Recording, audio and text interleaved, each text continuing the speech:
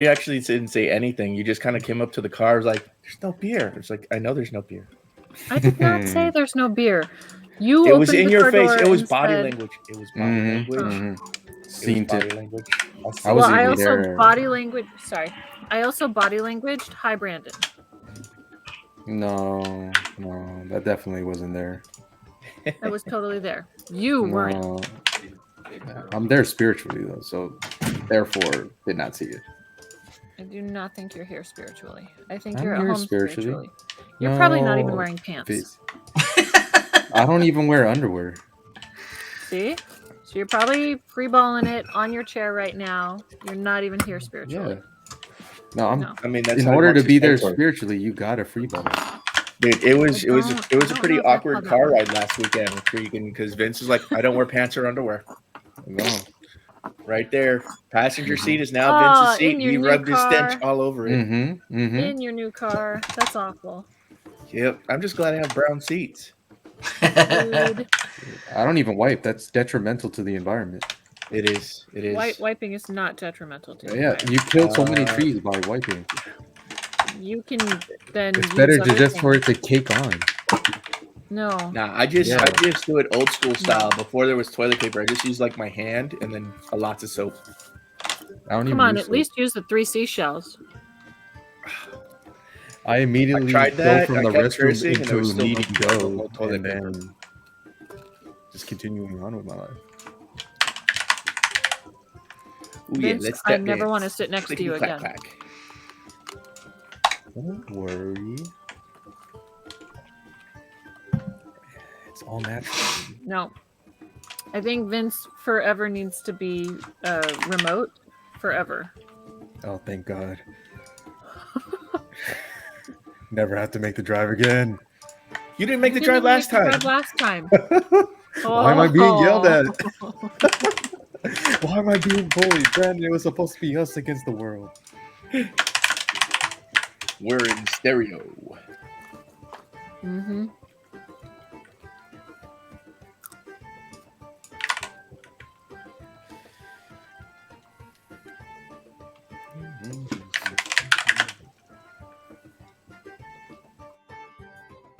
All right, how do we sound? Too loud.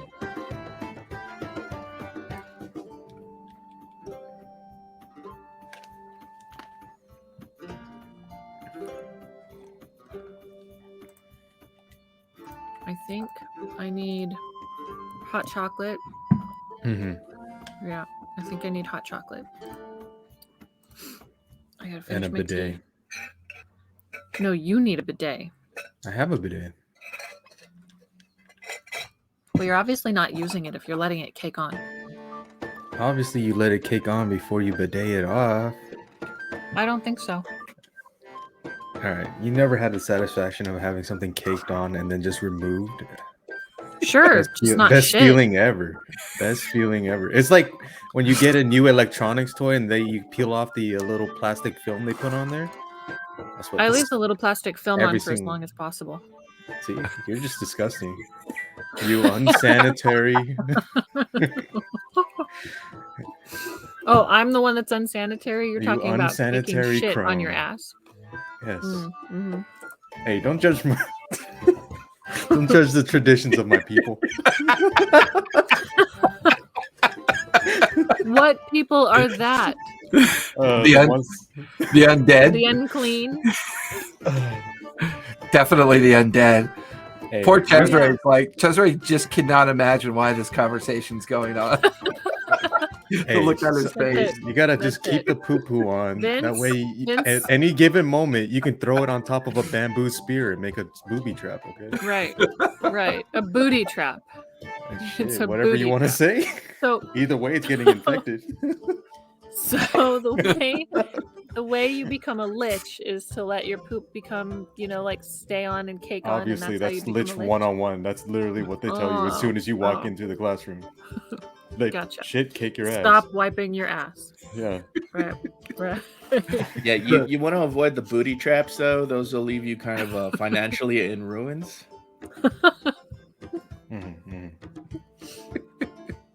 Unless you're the one laying the booty traps.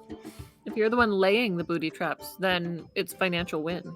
I'm just saying, on the note of the whole booty trap conversation, yeah, let's get this going.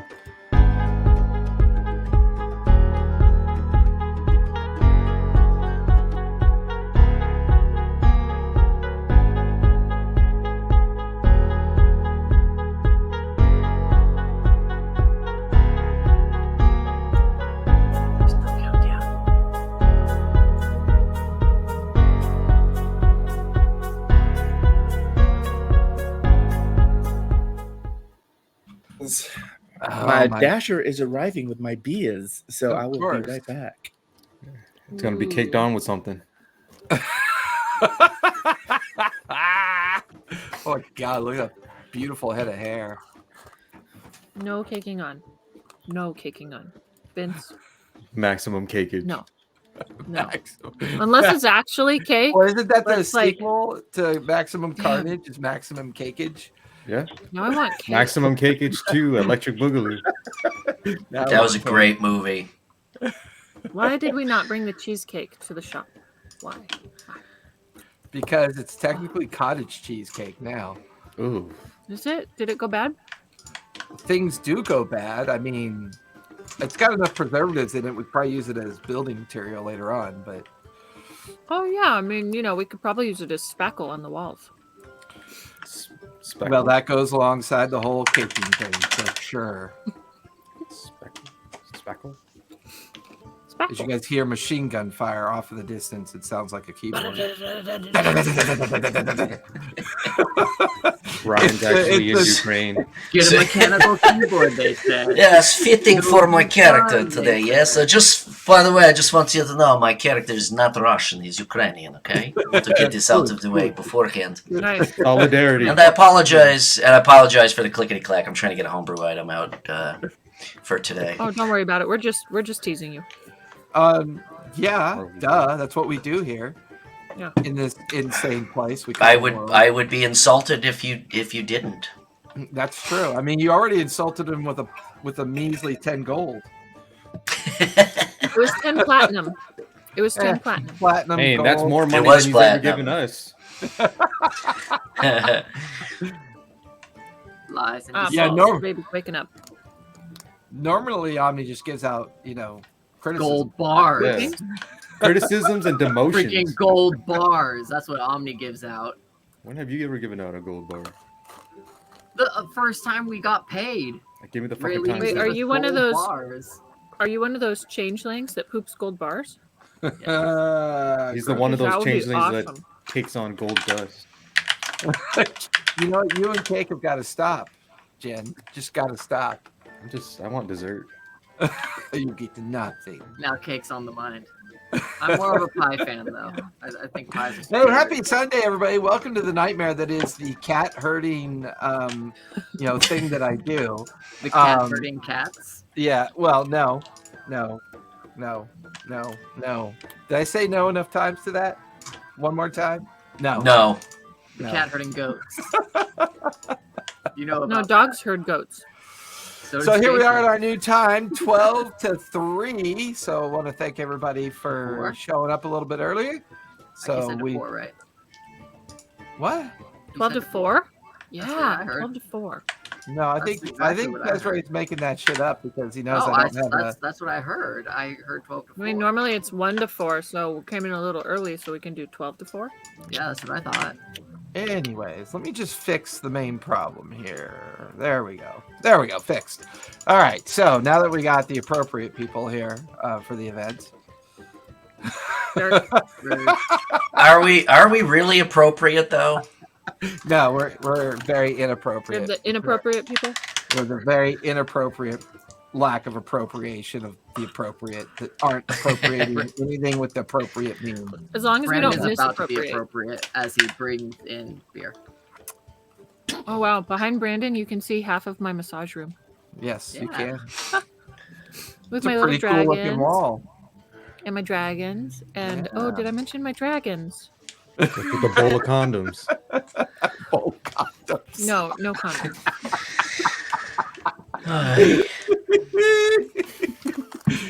I need to keep you two apart. Let me put. Desiree, keep them in line, would you? Oh yeah, Just that's really smack good. him. You're gonna The other put way. me in Just smack between him. them. Are you kidding? I'm just Just gonna. smack This him. way. I'm gonna encourage both of them in the midst of all of it. I actually like your industrial backdrop there, Kez. Oh, thanks. Is that the front of the rig?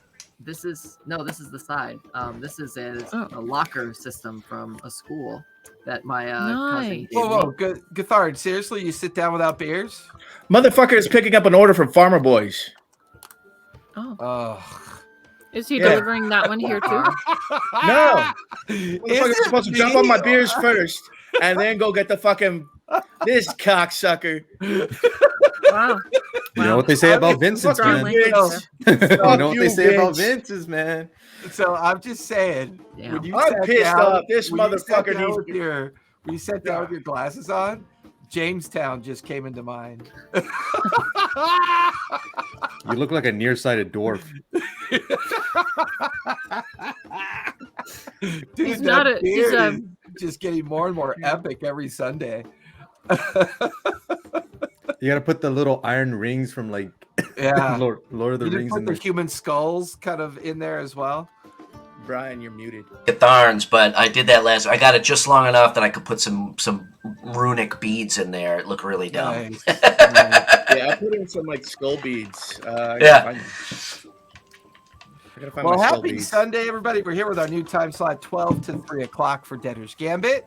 Nice try, Cesare, but I appreciate the optimism. Maybe, now that we don't have a Sunday evening game on the docket anymore, we may be able to go over an hour if we need to. So depending on where we are, I have a little bit more wiggle room. We've updated our schedule, so be sure to check out the abouts to see our new schedule. Monday, Pike's Promise, which will maybe starting March 7th, but we'll have another creative session next Monday where we're going to sit around, and then our Now zero beer's here. session will be probably the following Monday after that. Tuesday, Denizens and Their Masters, as well as Titans Revival. Wednesday is another creative day.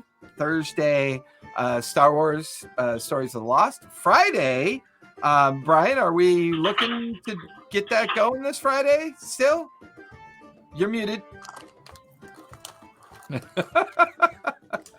Is that better? There we go. Now we go. Okay. So yeah, on Friday. Just kidding. Yeah, we're gonna be back with Lawfully Chaotic, you and me, Yeah. Yep. on Friday. We'll be kicking that off over at the Lawfully Chaotic channel. Yes. And then Friday night, we're still working on a time, right? Because we want to make it closer to your central time. Yeah, I'm thinking 7 or 8-ish, but we'll get all that out on a post and we'll let everybody know. Okay, because normally we do the monthly one shot the first Friday of every month. So the monthly one shot this month will either be 6 or 7 o'clock Pacific Standard Time, depending on the RPG and Co. Lawfully Chaotic show that we're putting together. So Saturday Grain lands over at the D&D Club. Another thing I want to announce is that next Saturday, March 5th, I will be on the Guild Superior channel playing in a one shot, a birthday one shot for Viking Death Squad. If you haven't seen that game yet, it's absolutely terrifying, but it is so heavy metal. I mean, how can you not play it? But I've been reading the main core rule book, and I talked to DM Dave yesterday about my character builds, and wow, really all you want to do is just play it to the sounds of Metallica and AC/DC, and it's pretty crazy. So we'll have some information about that going out as well. And then Sunday, as always, Debtors Gambit, celebrating our 25th session, I believe. Maybe 26? 25th? 26? 26! We are celebrating our 26th session. And it's been an interesting... It's only taken this long to finally get to a major city. Literally, the idea of being pirates and being at sea all the time seems to be quite relevant to this group. So that's been kind of fun. And last week we had a fun little one shot here. That was love. That was fun. Did a little kind of very different kind of one-shot encounter last week. I had a lot of fun with that one. I think Brandon and Vince had way too much fun, for sure. Being twins. I think Vince had way too much fun. Yeah.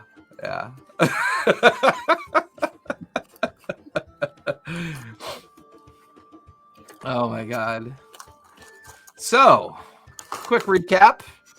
Well, we'll go a little ways back, seeing as how we took a little time off. Where we last left off, the team, having finally escaped Earl Bay and the ships of the line that were making their assault upon Earl Bay, they eventually began to make decisions about where to go to next. With Medi's insistence on going to Nicodranus in order to make some inquiries and studies into the origin of the creature that created her, that seemed to be the opportunity the team has taken. As the idea also of perhaps purchasing a more robust ship. Thank you, sir. You are an architect and a drunkard, and I appreciate you. Also, Captain Omni possibly looking to upgrade the ship from a sloop to a possible larger vessel. The team, however, came across an abandoned vessel that was a burnt-out husk that seemed to have some kind of encounter with a series of strange creatures, possibly even another version or copy of Thorvald, depending on your point of view, as something was retrieved from this ship. And I believe somebody scried on the possible nature of what might have been retrieved, as a piece of the chain or lock was recovered from the storage hold of the burnt-out vessel. Making their way deeper and closer towards Nicodranus, the team came across the wreckage of a rather sizable fleet or series of fleets that seemed to be harboring two new potential crew. Both Grimholt and Defiant Jewel were recovered from the wreckage of the fleets and learned that a mysterious vessel with the name Leviathan painted on the side of it, with all matter of aberrations attached to the ship, undead creatures. This single ship laid waste to both small fleets, one of Thorvald's smaller merchant fleets, as well as a smaller fleet of the line of the Clovis Conclave. Clovis Conclave, yes, that's correct. And with that, the team then made the final preparations to make for Nicodranus. Once these preparations were made, Grimholt and Defiant Jewel were welcomed to the crew, hired, conversations were had, studies were being done, and individual conversations had begun to play out. However, after a long rest, we wake up to the following morning of the final day of approaching Nicodranus. The city itself can be seen in the horizon, and all of you are waking up to the bell and chime of the lookout. And you can hear the echoey voice of one of the crew. Land ho! Land ho! What would you guys like to do?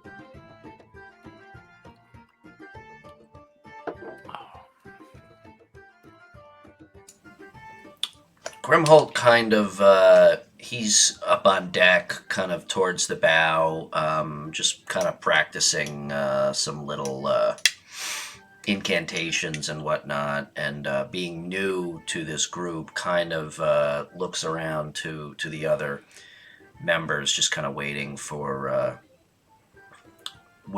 cue on how to proceed.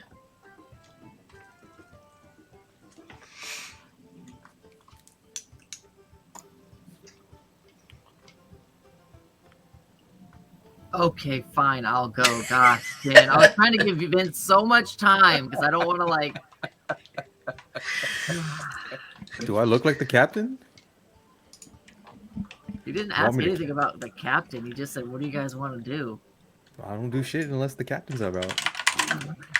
Out and about is when Jin comes and haunts Omni for demoting his ass.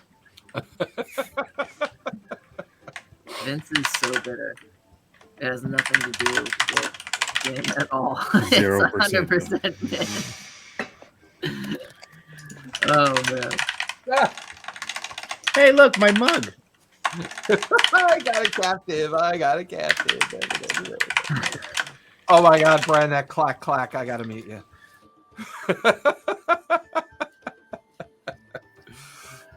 Omni coming out of the captain's quarters would have probably woken up a little bit earlier than normal. Yeah, there's a lot to kind of get ready and do. So packing up different pouches with either gems or some form of higher value currency, for platinum mostly, for any type of purchases that we're going to make. And Going to just town. kind of, gearing up. Okay, Just I heard there chopping was something up about the- hose. We saw some hose. Yes, there's hose, land hose, There are boats as well. We're on one. Boats and hose. land hose, land hose, I'm on a land hose. There's some hose on this boat. That's Probably the why boat they is our say house. land ho. Land hose. You know, they want them to Anybody go that who's way heading on towards the deck hose. would notice a very busy crew doing what they would normally do in preparation of making dock within the Restless Wharf. Looking in the direction of Nicodranus, the main harborage and the main dock of the city, which would normally be filled with 3 or 4 dozen vessels easy during this period of time, at this point is completely devoid of vessels, with the exception of 2 that you can see that look heavily damaged. One looks incredibly like it had burnt for most of its structural integrity, appears to be heavily charred and still smoldering as you get close enough to see the pilot ship that guides vessels into the harbor beginning to approach. Suppose it's too late to fly another country's flag right now, right?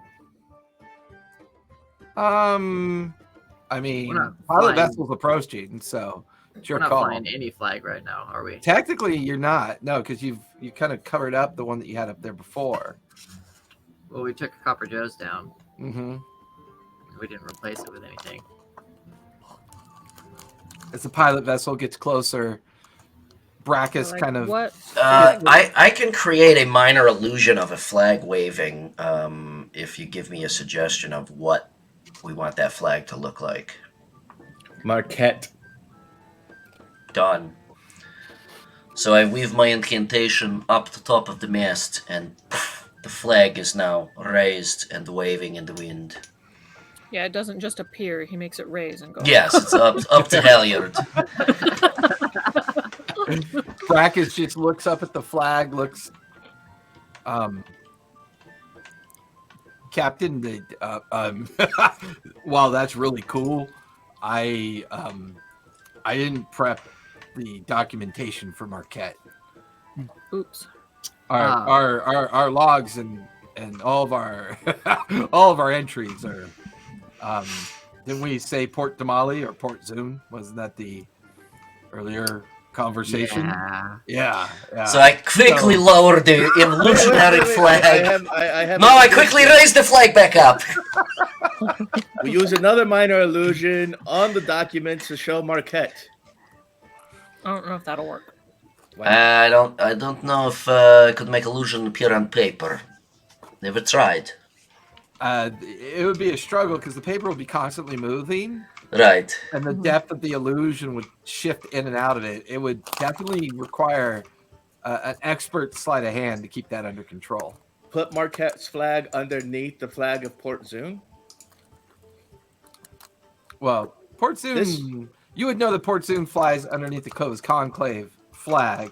Port Zune as a harborage would be more of an origin point. Probably, if you use the Marquette flag, you could treat it as an origin point and just say that you came out of one of the other ports based on, what the doctoring of your documentation. Yeah, because I'm just trying to avoid getting our ship conscripted into a navy. Hey, Marquette vessel. All right, so I quickly lower the I Marquette flag. lean over the side and I speak in Marquesian. Hail. How's it going, friend? Ahoy! We don't have any registered ships arriving today. Then I had Port of origin, please. then I changed the illusion to Port Zun and re-raised the illusionary flag up the mast. Oh, we're gonna die. How'd the party die? Oh, they fucked up the flag. This is an FPK flag. So it's not a Marquesian flag anymore? Not a Marquesian flag anymore. You look up and it looks to be a Port Zun flag. Well, this is out of my area of expertise. What time of day is it? It's morning. All right. Ahoy! Toss us your tethers. We'll send a ship over, or a boat, a tender over to check your documentation. This is when we I kill hope they're one tender. of them, and then we cut off his face and wear it and use it as a disguise. I don't think that's accurate. Brackus leads down to Ami. What? Should we just put Jin in the hole down below for now? Darn's wondering whether or not we just went into a different time zone. Like the day and night get flip-flopped. Well, you guys settled in for the long rest. Yeah, but daytime Jin, suggesting cutting off some other's face. Oh, yeah. We put And it wearing back it. after we're done using it. That's probably the worst thing I've ever heard you say. Hey, please tell me somebody remembered to bring the face glue. No, you just get some Does clothespins. it cure wounds count as face glue? Mending. Mending.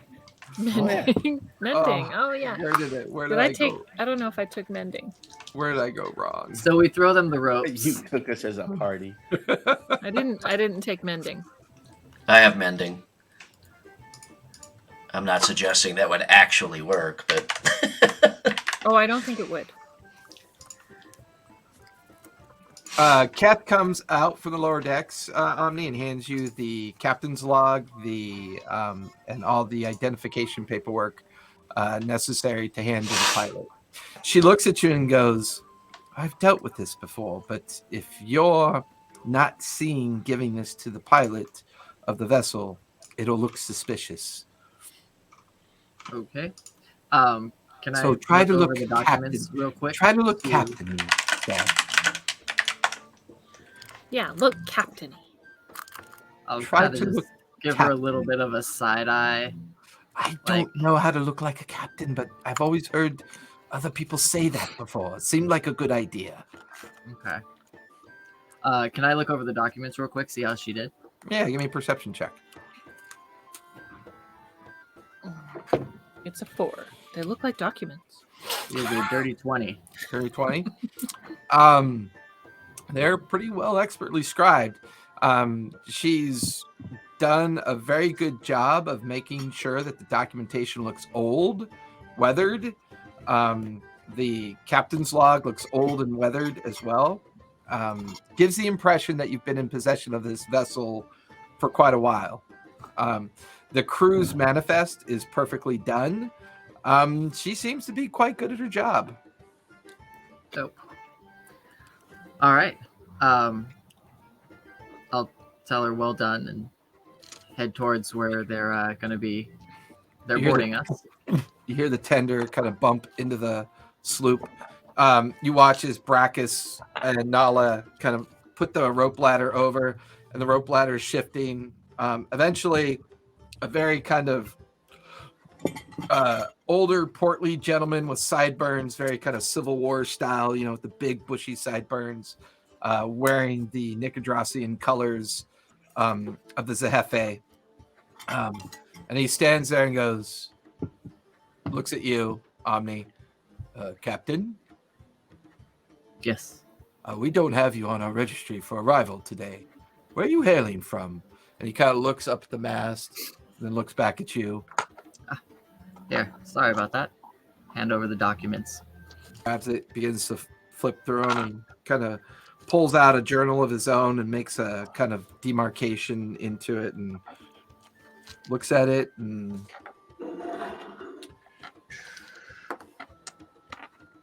reaches into his leather pouch, pulls out a wax stamp and smacks it and scrawls underneath it and hands it back. Well, you'll get your pick of births.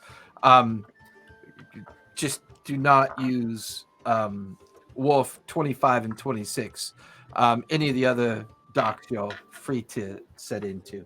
Once you pick your dock, be sure to leave your information with the local guards if you want your ship watched. If not, it's your own responsibility, Captain.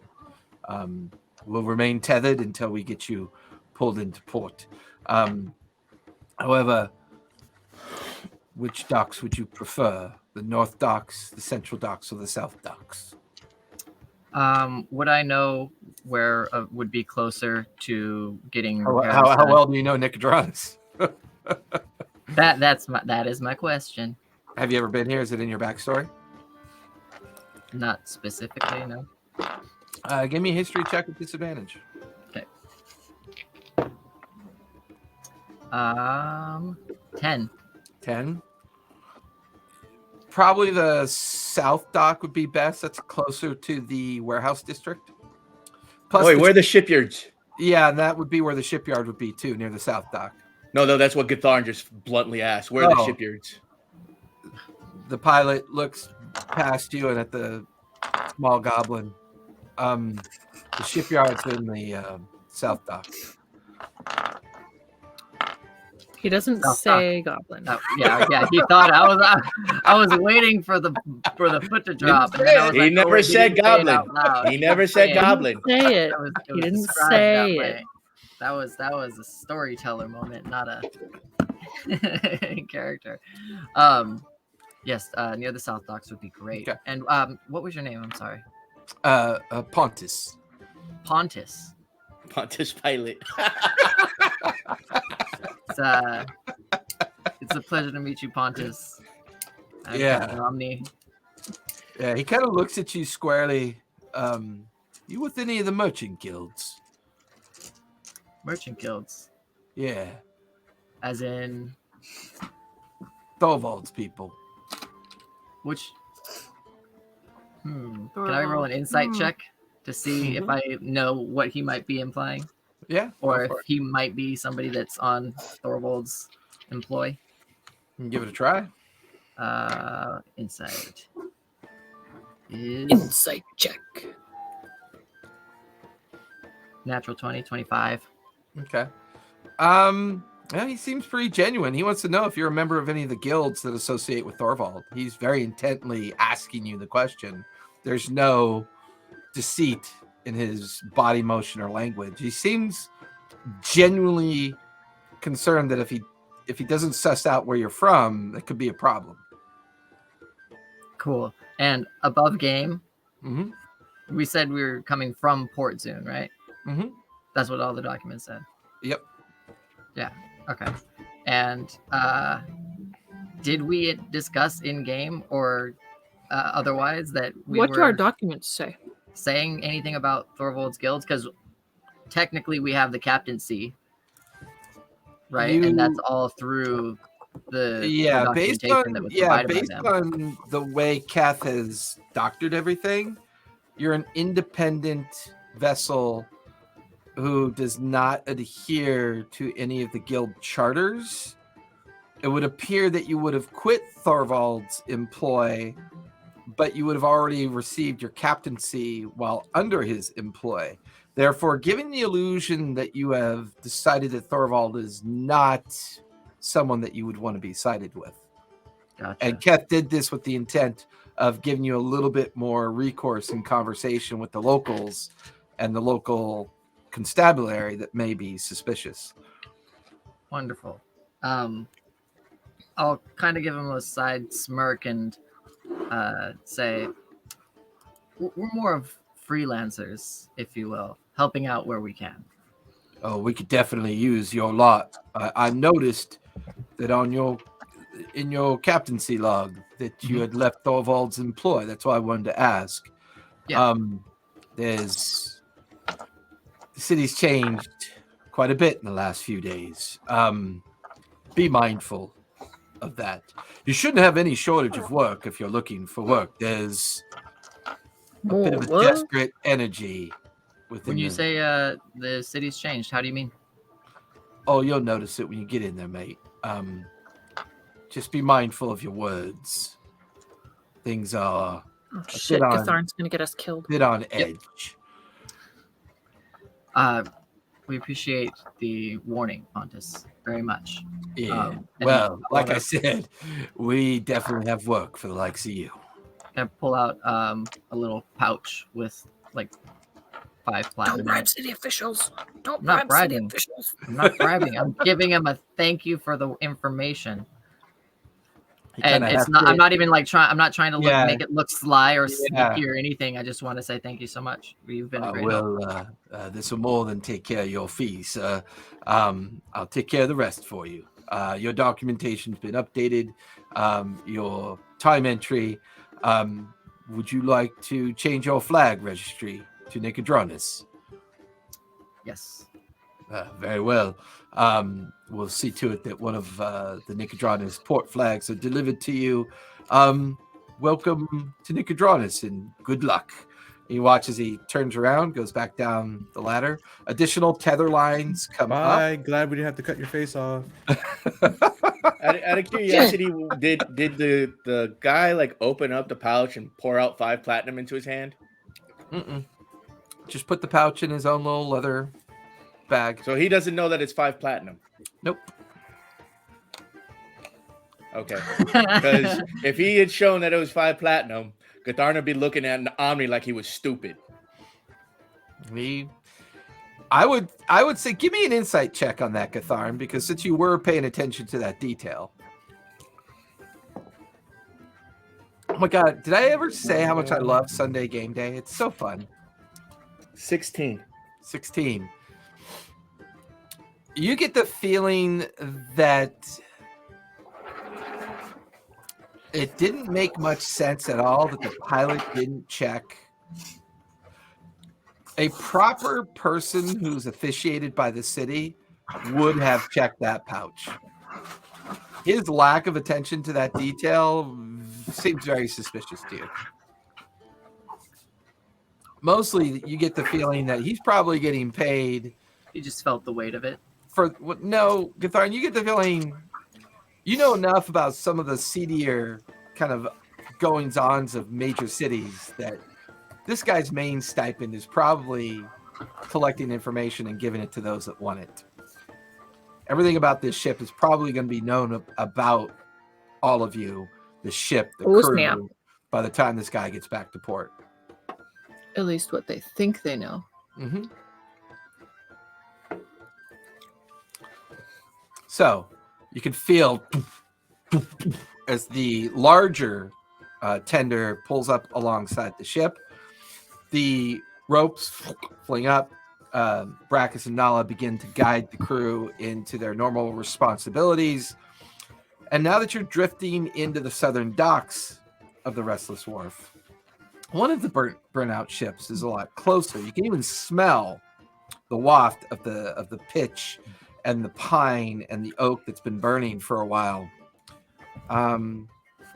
There is a partial name on the side of the ship. Do we got to roll for it?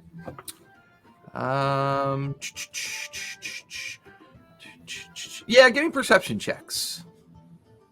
17. 365. Ooh. 16. 10.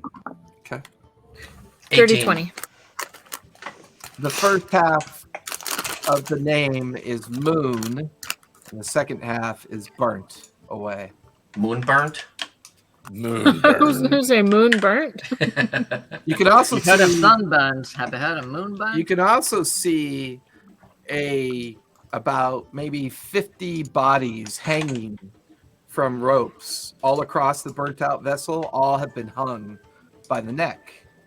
Those of you who recognize the goblin Raylene is currently hanging among them. Now we remember that. Well, I know that Raylene's a vampire. And she is looking, the only reason you recognize her is her attire. She's looking very heavily crispy and burnt. A huge hole in her chest. See a series of other individuals as well. You can see a moth. You can see a mule. I thought a moth got awarded her own captaincy. She did. There's at least 2 or 3 crews here. The other vessel on the other side is equally as damaged, just not burnt as badly as the Moonwatch is, as Raylene's ship is burnt. Moonwatch. Oh.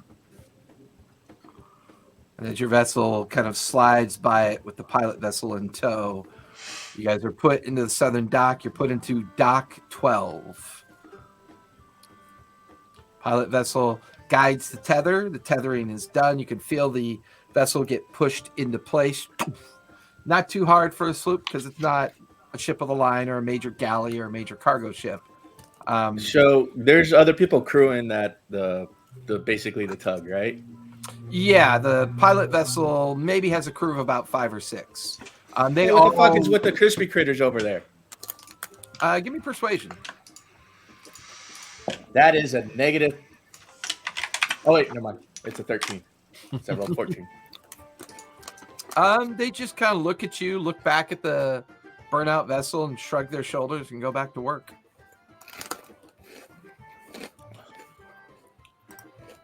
Oh, I'm gonna ask. mute moron. Do you guys Got it. not know? I'm gonna ask.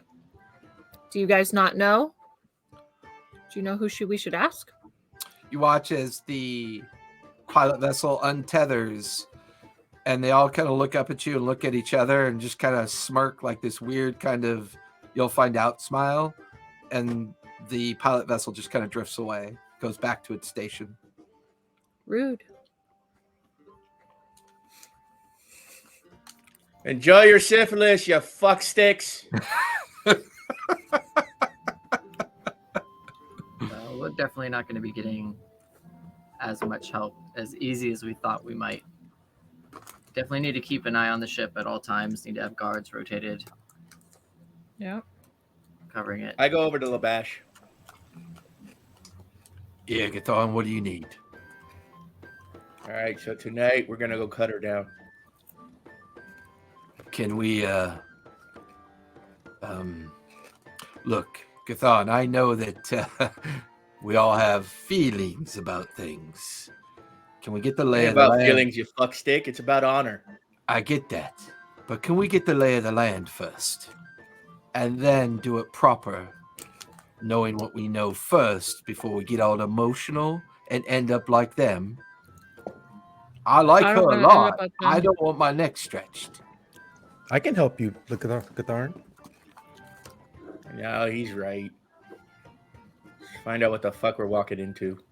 No, we'll cut her down today. You guys watch as It's only daylight. Medi walks over to the edge of the ship and she goes, well, it's been fun. I've got things I got to go do. Maybe I'll catch up with you a lot later. And you watch as she just leaps off the edge of the ship down on... Hey, Medi, before you go. Where'd you leave the nitroglycerin? No. That ring that you happen to have. Can you use that by any chance? Or like that really awesome rapier? Just, curious. It's been a lot of fun on me. I'll see you later. And she disappears down the dock. Stay away from orphanages. You just watch as Medi holds up her middle finger as she goes walking away.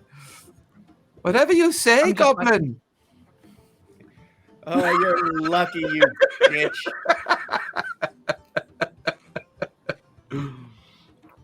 He says that with a smile, though. Fair enough.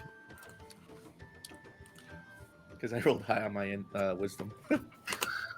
The crew, for the most part, is along the edge of the railing, staring out at both the burnt remains of the two ships as well as the Restless Wharf itself. I'm gonna pull a Jane, and I'm gonna raid where Medi stayed. Okay. Fair enough. Give me investigation while you're down there doing that. Omni, give me an insight check on the situation around you as the crew is kind of murmuring to themselves, and there's a sense of unease. 19. Okay. 19. You watch as Gatharin goes down the hold and stairs and disappears down below deck. The crew Let me know looks. if you find a ring or The crew looks nervous. They look uncomfortable. Brackish and Nala are kind of, the two Goliaths are kind of talking to each other in silent tones and pointing at the two vessels that are ruined off to the side. And there's a lot of tension that suddenly has kind of bubbled to the surface as the gangway the gangway plank has still not been lowered yet. There's a general feeling of unease on the deck of the ship. This doesn't feel like a proper port right now. I'll have them be sure that they always have either both a pistol and a rifle on their back if they're on duty and they're guarding the ship, to be armed at all times. We have 15 pistols and 15 rifles, and like 100 rounds of shot. So just want like visible patrol so that people at least know that like it's not an empty ship and everybody is well armed. For now, sir, can I assume that we're not given any port of call right now? No, unfortunately, this is not going to be a stay for pleasure and enjoyment.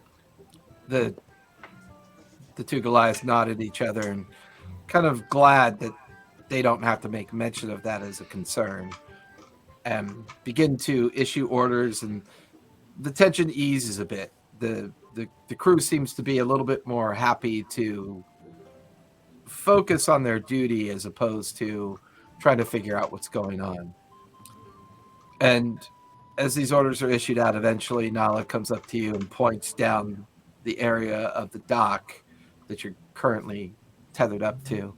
And there are 4 city guard kind of walking towards the ship at the end of the dock. They're maybe 5 minutes away.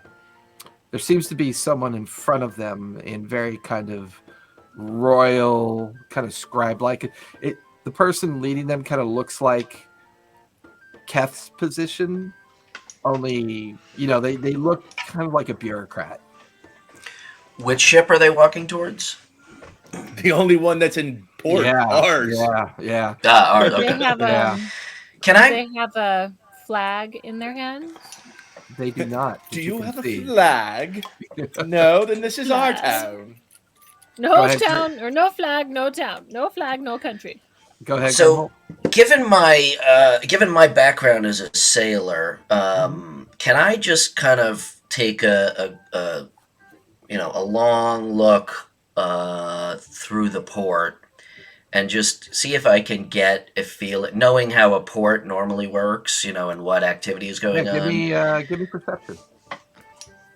Oh yeah, me too. That's an 11. Okay. Defiant, go ahead and give me perception if you want. I do. Well, And then after I'm done rating Medi's personal belongings or where she was, I'm gonna get dressed in finery. Okay. Finery is basically a nice kilt clothes? and a nice shirt 17. At least you're wearing clothes. and boots. Between the two of you, Defiant and Grimholt, kind of lingering at the edge of the sloop, the Storm's Eye, and staring out into the port, there's a couple things you both notice. Grimholt, the one thing you notice is just no one's working the docks. That's extremely unusual during this season. For you, Defiant, you notice something, that there are stacks and stacks of crates with huge swarms of bottleflies circling them almost as if whatever's in them has rotted. And it seems like there's plenty of stuff to ship. There's plenty of gear to move about on boats or ships that would normally be in dock right now. But everything seems to be rotting on the docks at this point.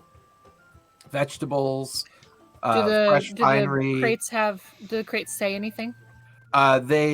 From this position, it's hard to see most of them off in the distance, but the nearest ones on the other side of the berth where crates are stacked up, all manner of small and mercantile business names kind of emblazoned on the sides of the crates.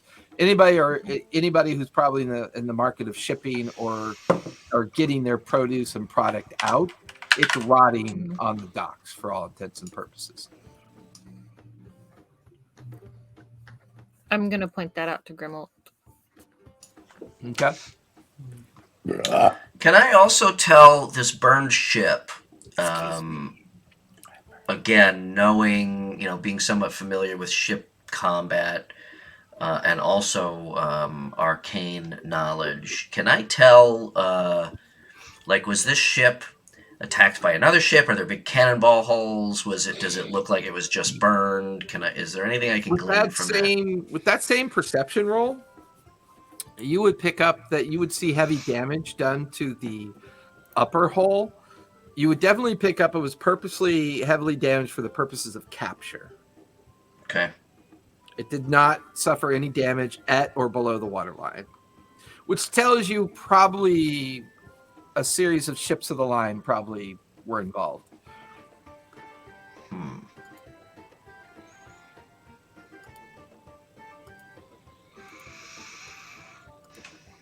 Eventually, the 5 individuals stopped down below because the sloop is only a 3-deck ship. The cargo level, the cruise level, and then the common level, and then the main deck that you guys are all currently standing on. Gatharn, Medi's chamber, her cabin, or the area that she was sleeping in, is immaculate. Nothing was left behind. Balls. And then, like I said, I get dressed up for freaking the shore. So boots, shirt, and my nicer blanket as a kilt. Crooked Face and Labash make their way over to the gangway plank, put it down on the edge of the rail. It adheres to the dock. You can hear the footsteps. The 2 of the heavily armed guards stay down at the dock. 2 come on board first, stand on either side. And this very thin, oily looking individual, long beard, kind of like flat porcine nose, beady little eyes, just long streaked black hair, wearing the finery of station that just reeks of bureaucracy. And you just hear their nasally kind of voice. All right, whose vessel is this? We would like to speak with you. Oh. I look at Omni. Come here. I'd like to have a word with you, please. Omni, you're muted. I'll start walking along, and I'll have Jin come along. Because Jin, you're the muscle. Come on. Yes, master. I look intimidating. Yes, master. DJ, let's go. I come too. All right.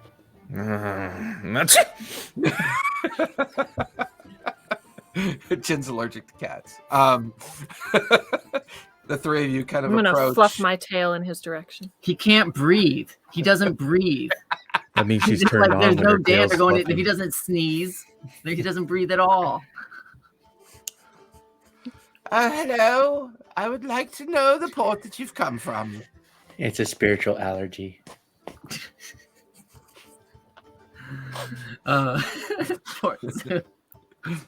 says without laughing.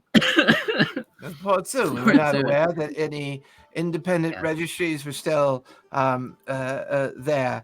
I see that you are not a large vessel, but it will do. It Could will we possibly? do. Well, we have some very important items that need to make their way to Port Damali. And well, as you can see, well, we are poorly equipped to accomplish this task in our already stated condition. Yeah. What happened? Oh, well, it's not really that important. What's important? No, it's important. If we're gonna agree to move things, we need to know what's going on. Oh, Yeah, what did that to the them? conversation of agreement. I misstated myself. The Zehefe would like to let you know that you will be shipping some items to Port Damali. The what? The who? The Zehefe? Gesundheit.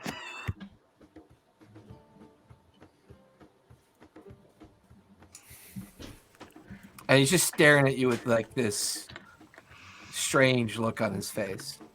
I stare at him back with a strange look on my face.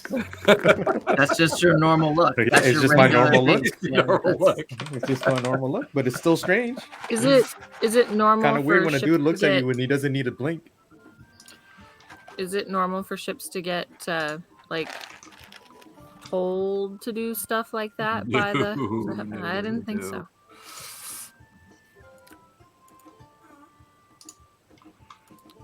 So, are you an emissary? Do you have a message from your boss? my boss. Assuming Zehefe is your boss. Well, yes. Have you been unaware of what's been going on here? No, Didn't we we asked you just 2 ask seconds that? ago what happened, and you said it's not important. You watch as he turns and goes over to one of the guards, and the guards kind of leans down into his ear, says something. Kind of makes a noise at the guard, and they seem a little bit more relaxed. I'm sorry. We noticed that your commission was issued by Thorvald. Thorvald is, well, there's a warrant out for his arrest. He's been deemed a traitor and has been asked by Zehefe Gregor to be brought immediately to both heel and to his court to make sure that he suffers the most egregious of penalties. It would Are you seem... going to kill him too?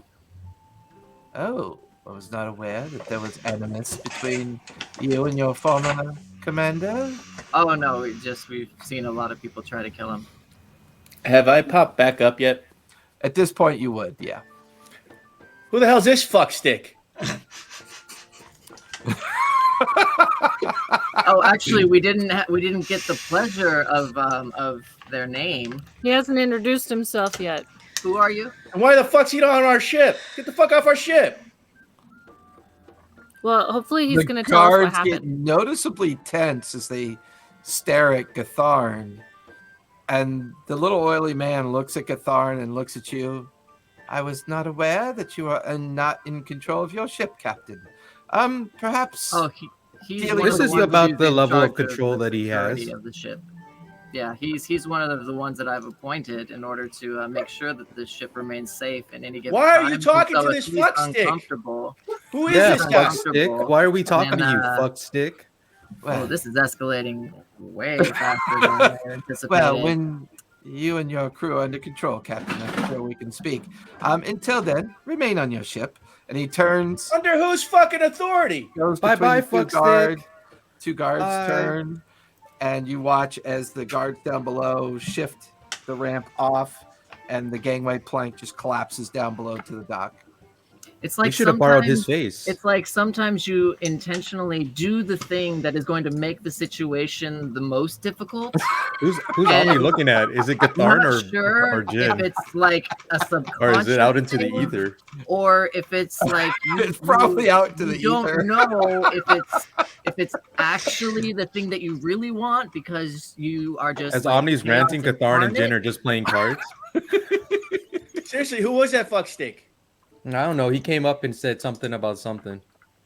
Yeah, Who gave him he permission? said that. Zehefe- Why are we letting random strangers on our ship? Well, ask the captain. It's the captain's ship. He has to come on. He had a message from the Jefe. Apparently, the Jefe wants to have us ship something for them. Hi, some I'm an particular emissary of goods. the. I'm an emissary of. I can't even fucking say it because it's a lie.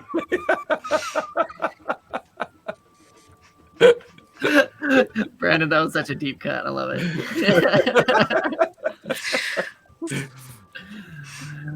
I can't even say it.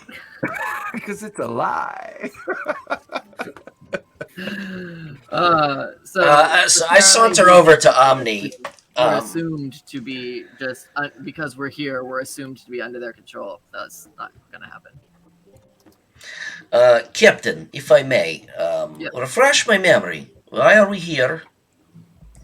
Resupply, repairs, potentially to get a newer ship, gather some intel, and then get Well, out. then I suggest that we perhaps go into town. I do not like to be told to stay in my room, if you will. Oh yeah, no, we don't have to. I have no intention of staying on the ship because some greasy fat fuck tells me to do it. Awesome. That's Very great. well. Then with Yeah. your leave, Captain, I am going to go find a beer somewhere. Good luck. You know where the ship is. If at any given point we have to leave rapidly, do you know of a way to get in contact with you if you decide to come back and let you know? Otherwise, we might have to just bail at any given moment.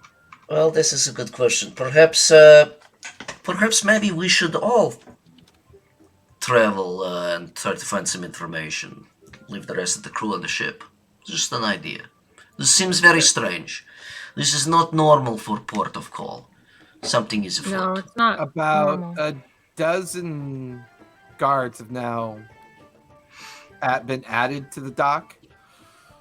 Are they on our dock, like right at the where the gangway is, or are they Oh. like? Where it was. It's the one. Yeah, is, they've as dropped soon as the they start gangway. piling in, I just tell everyone to fall back and arm up. Yeah, You okay. want us This to fight the town? is bullshit. This is 15 guards coming now, or 16 guards that are just standing on the dock. Fuck that. No. I mean, you do understand you're a Nicodranus. Yeah. Okay, just checking.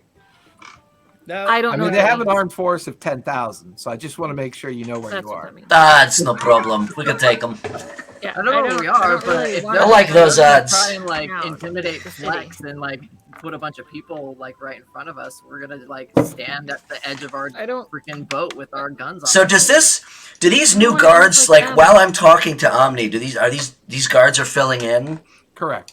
So I kind of take a second look and I look to the captain and just kind of like, you know, waiting for a suggestion of a course of action. On your leave, Grim. You sure you want to go? It's probably gonna get pretty fun. It's pretty.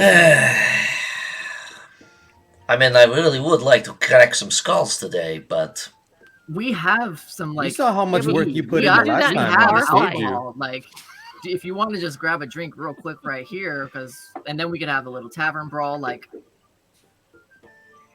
see I how mean, it goes. just pick on the little one, then you can crack some skulls.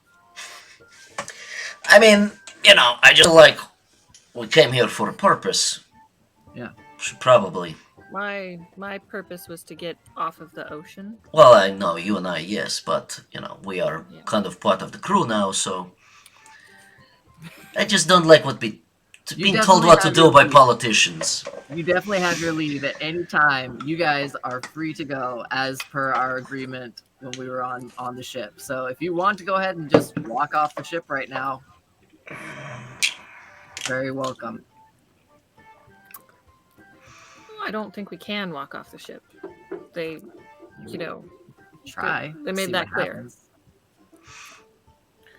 Do they look I like like they're in my like fur a intact. armed, ready to fight position, or do they just like? I mean, stand they're around? all. I mean, they're all in heavy plate mail. They're bearing halberds and long swords at the hip. They're wearing the tabards of Zehefe Gregor. They look to be personal guards of the Zehefe. Captain, I say and we that- just that fucking much leave. We don't need them. Apparently, we're the only fucking ship in port. What are they gonna do? Run after But us? their stance doesn't look threatening. They just want us to stay on Can the we- ship. Can we use the spyglass and look off in the distance and see if by any chance Zehefe is like coming down and walking towards us, and this is just like his advanced party that's securing a location for him to go to. Yeah, give me a perception check. With We'll advantage let the with emotional spyglass? man be the captain. Yeah, you're using the spyglass. I'm okay with advantage. 17 plus 5, 22. Looking deep into the entry point of the docks and the wharf and looking at the crowds of guards partially up on the dock and the last few that walk into the space that makes up the dock in front of you, you can see that the tall, lanky figure of the oily guy that was talking to you earlier is in a very heated conversation with what looks to be almost like a well, I don't know if you'd have familiar with it. Yeah, you would. Looks to be like a very tall, thin female Firbolg. They seem to be having a very heated discussion about something. She points up towards some back-flung district of the city and points in other directions as well. And the exchange goes on for a few seconds, and then she turns and walks away from the oily man. And then he looks in the direction of the guards, walks over to a guard, says something to him, and eventually watches that guard comes over. And then the rest of the guards hear him, and then they all just begin to file off the dock. They don't restore the gangplank. They just simply leave. All right, well. Consider us intimidated. Can we throw the rope ladder over the side to climb off the ship and start leaving the dock? Yeah, and I'll say Brackus and Nala do it first because they go down, put the gangplank back, put it back, and then they put the railings up that traditionally you can hold on to the rope railings to get down the gangplank and onto the dock. So they've reconnected and got everything back together in about 10 or 15 minutes. I'll fill everybody in on what I'd seen as far as why they may have left because of that interaction, that conversation. They looked mad. I don't know who that. Do I know who that female Firbolg is? Didn't look familiar to you at all. It's Pumat Soul's mother. Yep. Well, she obviously saw what I saw from the get-go. They need us more than we need them. Well, Yeah, let's make their sure produce that, and stuff is rotting on the docks. If this fucking Zehefe, if that guy was from that dude, needs someone to like carry cargo, who's he gonna choose? Well, I'm Hell, wondering even if why he could always just take his cargo and just fucking go, yeah, we'll take it, and then oh shit, it fell overboard. Yeah, Whoops. we don't even Depends have on what his much cargo room is. for cargo. I mean, my assumption would be that it's probably people that they want us to smuggle out of the area potentially. Again, whoops, cargo fell overboard. Yeah, that kind of makes getting any form of payment probably difficult. And, we're not just trying to throw people overboard. We don't know them. That's assuming that they plan on paying us, because if they're just telling us to take this cargo to Port Damali, it was Port Damali, right? They're just telling us to take it, that they may not pay us. Captain, permission to leave the ship. It's not shore leave, but where do you need to go? I prefer that you don't go anywhere alone. Well, we still need. Well, I'm going with Kat. We're gonna go grab some materials. I'll Gotta go. secure provisions. I want to Gotta go. secure the contract to get the ship Permission to fixed. go with Catharn. I'll go too. I will accompany them. Still want that drink. What? Why aren't we all going? Why don't we all just go? No, Well, Omni, then you let's can go. stay. Omni, you can stay. You can watch the ship, and then we'll go. Okay, bye. Shopping? Shopping. From Although it doesn't look I like doubt the it's stores I doubt are it's a open. thing here now anymore. But would we have heard of any type of seeing as Nicodranus is this bigger area? Would there be any type of magic shops where you can get enchantments done? I mean, I also know where I'm it's a going. major I'm gonna go city. to the I map mean, store. The I don't have overall, enough money. the common lore is that the city is broken up into what's called quays and districts.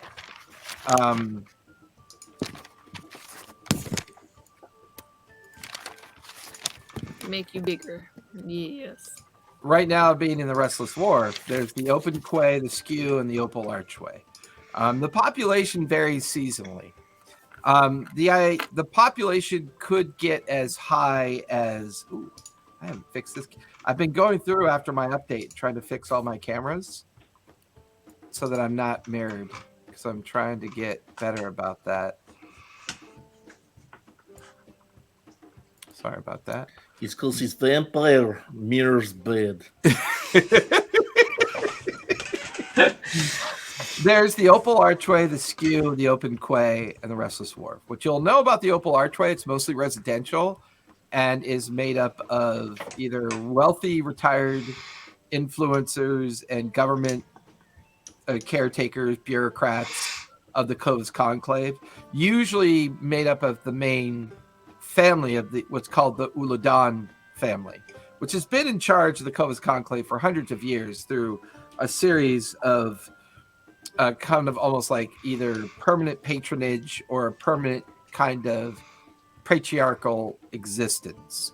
The Skew is kind of like the working class residential district. The Open Quay is a bit of a mix of market and currently it is suffered a good deal of retrofit. A lot of the older buildings have been torn down, and it's very much in the midst of a heavy kind of reconstruction. Gentrification. You then have the Restless Wharf. The Restless Wharf is probably where you'll find the majority of the shops and caretaking and inns and taverns that often support the merchant vessels that come and go on a regular basis. The central central pavilion that kind of brackets in between the Opal Archway and the Restless Wharf is also is usually known for a lot of mercantiles and a lot of crafts and businesses and light industry, where most of the heavier industry is deep on the edge of the Skew, where it kind of runs into where the Open Quay is. For the most part, the main mode of kind of economy here is the shipping in and shipping out of goods from the surrounding lands around the city of Nicodranus, as well as the greater areas of the Menagerie Coast under the control of the Clovis Conclave, as well as heavy amounts of trade that come in from the Dwendalian Empire. But if this capital city has no vessels whatsoever in its docks, basically you get the impression that the economy here has ground to a halt. So there should be a surplus of supplies and people that are very anxious to get rid of their wares, since it's just been sitting on the shelves going bad. So we should get decent prices when trying to get some of this stuff. Hopefully, potentially. What area is kind of like the seediest or roughest? Would that be the Restless? The Skew can be very seedy and rough. There's an underbelly to the Skew. And the Restless Wharf can be pretty rough too. I wonder if where we go where the lowest class or working class is, because perhaps if something is going on in the city, perhaps they will be the ones that are most upset by it and more willing to vent, if you will. Might be a good place to find information. Yeah. And empty purses. And empty purses, yeah. Find one of the taverns over in that area. That would be my suggestion, yes. If I may, Captain. So tavern in seedy area, potential location for magic shops, shipwright stuff for building out the repairs, maps. Gatharn, you said you wanted to try and find a map shop. I know of one. That's where I'm. By gonna the go. way, Brian, I can hear everybody through your microphone. So your headset's either too loud or your microphone's still a little bit too high. Jin, did you have any places that you wanted to go? Any stores you needed to visit? DJ, same thing. Did you have any places you needed to go? Apparently, I need to go to the Cobalt Soul archives. And he puts a slip of paper back into his coat pocket. Yeah, that would be Oh. over in the Opal Archway, in the very center pavilion of the Opal Archway. There is a small expositor academy there, known as the Marble Halls. So five locations we want to try and suss out. I don't have anywhere in particular that I have to go. I just want to go shopping. I don't really have money. Well, Just gave you 10 points. yeah. We I thought, think of remember, I discount. know. We're fucking loaded, before that- actually. So like, 100 We got a gold shit and ton of money. I mean, It's I'm not- familiar with storytellers' prices. Yeah. I'm familiar with storytellers' prices. Rude. but that's like thriving Nicodranus time. This is like desperate. They need money and will make deals times. So Yeah, desperate. They need money, so they're gonna inflate everything to like 300 times the amount. it's I not don't know. We'll see. exactly I how wanna go supply and shopping. demand will end up working. I Let's want go to go shopping. shopping. Epic shopping montage. Epic shopping montage. Ba-da-ba-ba-da, freeze frame. I hate you all. We have this. Yeah, but I Except I say do that love- like We have Except I do love Brendan because I know he'll bring me another beer. you're already gone through Wow. those two. Wow. Now I need another two. Yeah, so Gatharn is gonna go with Keth to Point South, which is the cartographer's shop that he told me about that he has here. Okay, The one that I would, met on the Wandering Isle. yeah, that would be in the open quay. So that's where I tell everyone I'm fucking off to. Okay, so you're going to Point South, the cartography shop, correct? Yep. Okay. With Keth. Okay, you and Keth immediately go down the gangway and disappear up the docks. Oh, before I left though, if we were gonna do a shopping spree type deal, I've got my hammer, and then I've got freaking Thorvald's hammer on my shoulder. Fair enough. Ooh. It's not That's like not a statement at all. it's not like named or anything or renowned or they don't like know it. They can't like see it and It's say, a- "Hey, that's Thorvald's hammer." Yeah, kind of. It is a little bit. Pretty well known. He's a big guy. Okay. It's a big hammer, Yeah. and But if plus, it's like- legitimately, will people believe a small guy like me somehow got his hands on Thorvald's hammer? And I'm not talking about his dick. The hammer is my penis. Well, they're more likely to believe you got on his dick, but sure. Yeah, I mean, at your size, it's right there. Actually, at your size, it was Actually, right you there. have That to- you have motherfucker to was like reach 10 up. foot tall. You have to reach up. I got up to his knee. Yeah, yeah, that's how far it hung down. Jeez. Now I see how you got your Thousand. captaincy. Witty banter. But then, yeah, I make my way to the Point South. Okay, you and Keth making your way. Making your way. I was waiting for that. Leaving the four of you on deck. The crew is just busy going about arming and setting up a patrol schedule. And Nala and Brackus seem pretty comfortable with the idea that no one's going to be leaving the ship for now. I'll tell the twins that if anything should happen at the ship, to send up a signal, some form of, blast, Are there no firebolt. spending? He watches one of the twins just leans in at you, Omni. You can hear her voice in your head.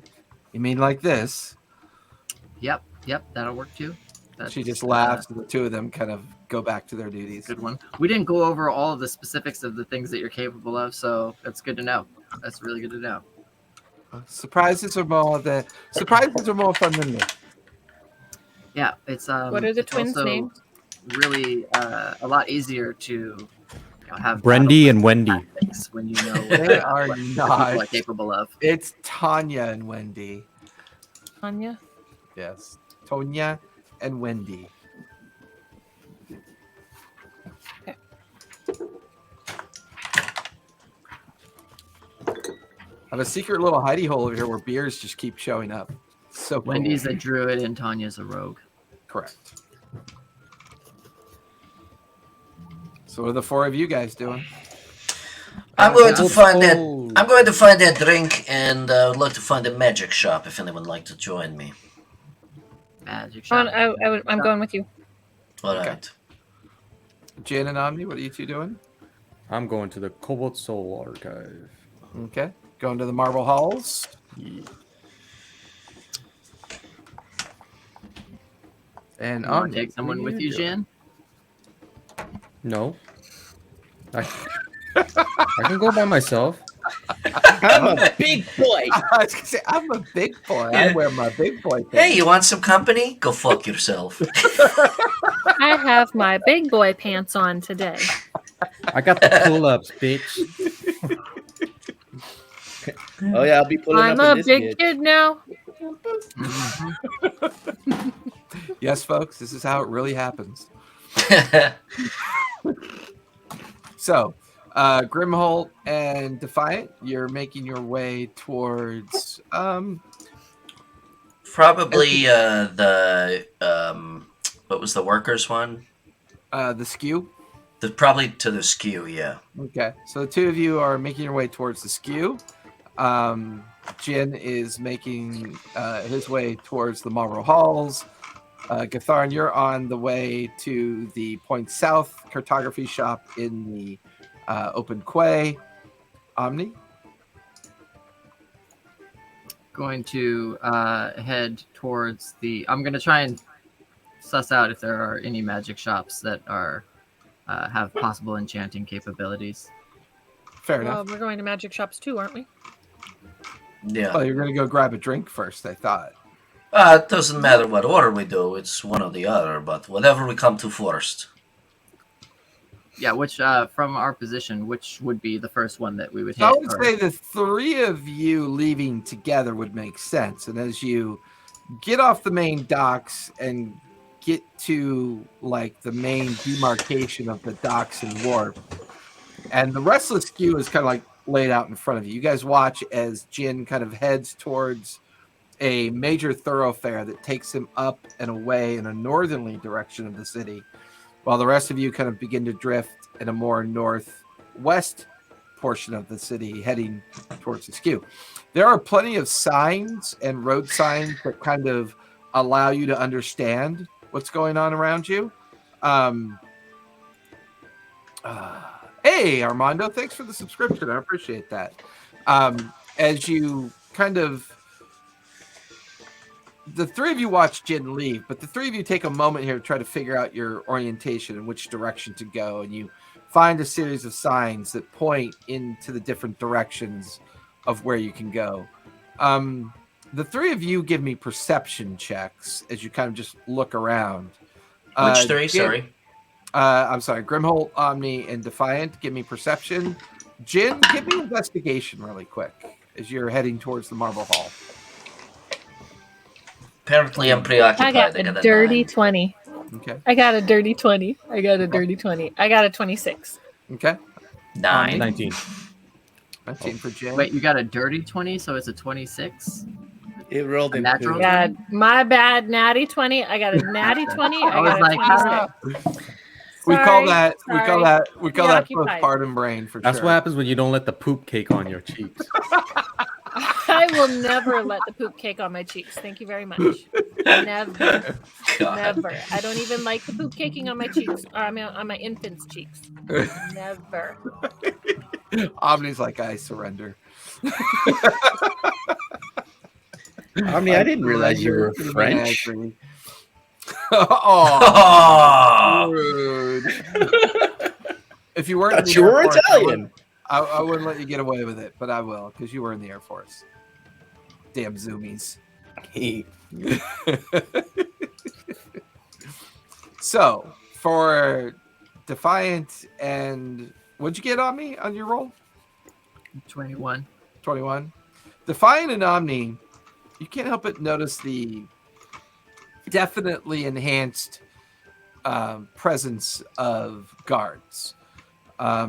There's more of them than people. Most people seem to be purposely walking the streets with their heads down and just focused on wherever they're going. Just the idea of, I just want to get there, get it done, and go home. Kind of this tension and vibe kind of permeating throughout the streets as the three of you are making your way towards the skew. Jen, what'd you get for your investigation check? 19. 19.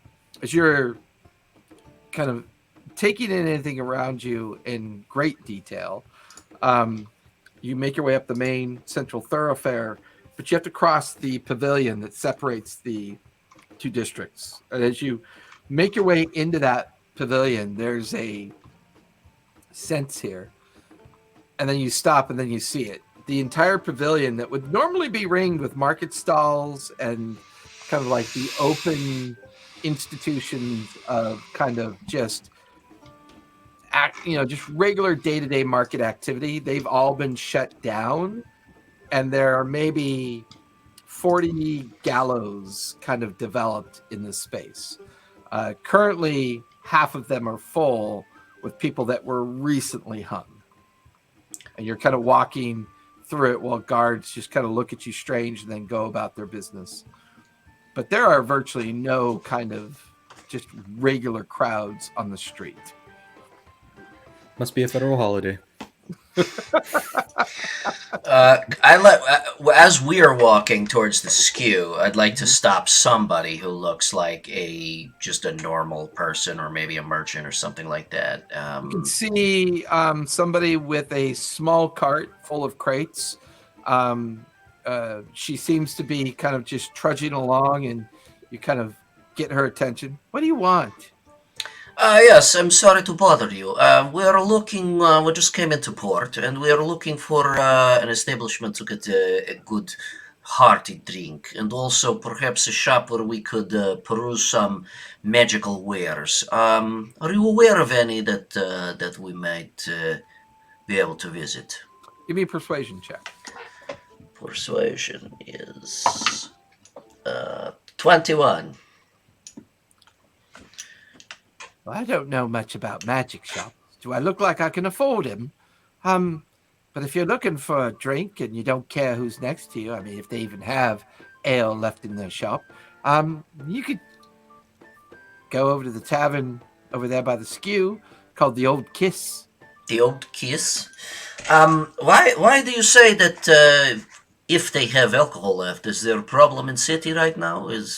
Well, we haven't had shipments coming and going for days now. Really? I'm taking this to the trash heap. My produce rotted on the shelves. I have no way of getting my goods out. Have there been no ships coming in or going out? No, haven't seen a ship in port since if you're saying you've come into port, you'd be the first one we've seen in about a week. And What when did happened? this? Why are there no ships? Something about the guild masters not taking any more orders and decided to go their own way, from what I understand. But we don't really get a lot of information. We also heard something about a group of traders that are purposely trying to starve the city as well. But, When did this start? This lack of ships coming and going, if I may ask. You watch as she rests and kind of sets the cart down and steps away. I don't know, maybe a week ago. Interesting. Well, thank you for your time. I appreciate it. So all I have is platinum and copper. So I take 2 copper pieces and I hand her 2 copper pieces. Oh, well, thank you. She You're most welcome. Thank you for your puts it help. into her pocket and picks up the cart, gets back to walking the direction she was going in. All right. So the Old Kiss. This is where we need to go, perhaps. Let's check it out. Jen, you cross through the pavilion, making your way up the other side of the thoroughfare into the Opal archway. Here things are not nearly as rough as most of the region most of the area of the city that you've walked through. Up here, the streets are cleaner. The houses are a little bit more refined. This feels like a residence that can afford its own space. And at the very center of this space is another garden area where a series of large kind of like stone refined structures exist. There's still a presence of guards here, but not nearly as heavy as in the Restless Wharf and the pavilion that you cross through to get into this area. But you can see a series of signage. Most of everything that you're now looking at looks to be like bureaucratic buildings of sorts. But there's one that stands out. You can see something called the Marble Halls. You can see a series of very cloistered individuals in front of it, seeming to having casual conversation with one another. And looks to be you're in the right spot. Alrighty. I'll walk up. Can we help you, sir? Oh, yeah. One moment. Don't be frightened. And I grab one of my fingers and I bent it in a really odd angle so it breaks. Give me intimidation. Intimidation? I told him not to be scared. Doesn't mean shit. Okay, usually when you tell someone not to be afraid, they're immediately going to be like, okay, I might need to be afraid. 23. 23. You watch as the finger cracks, bends back, and the person staring at you.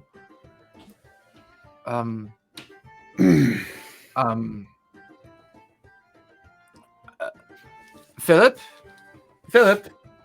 I think we have a problem. No problem. Sorry, excuse me. I would like entrance into your academy, please. I need to peruse your archives. Oh, do you have a sponsor?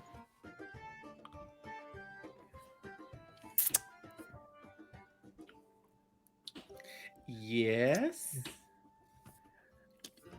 Can you expound on sponsor? A patron. Yeah, Jin does have a patron. Yes, I do. What is the expositor's name? You should straight up give him the name of your demon god. Who? Cesra? Not familiar with that name. The patron Cesra? Guards the Marquisian coast. Some parts of Tal'Dorei. Not your They're new. Not your religion. Hmm. It was your sponsor that would allow you into the archives, dear boy. Jin saw Ket's leg vanish during the disguise self, right? Mm-hmm. Oh, she's basically been walking around with like both legs again. Yeah. Because when she got knocked out, both of her legs popped back up. Keth.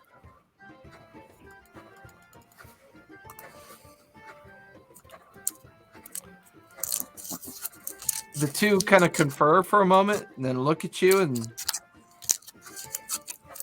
I was not aware that the Blue Moon was offering sponsorship, but we are aware of Expositor Keth. Yes, please. 5 gold, and you have access to the main archives.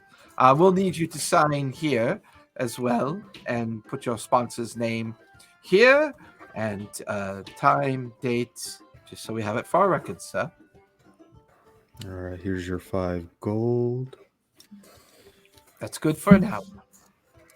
It's good for an hour? Yes. That's the limit that we're allowed to allow individuals into the archives.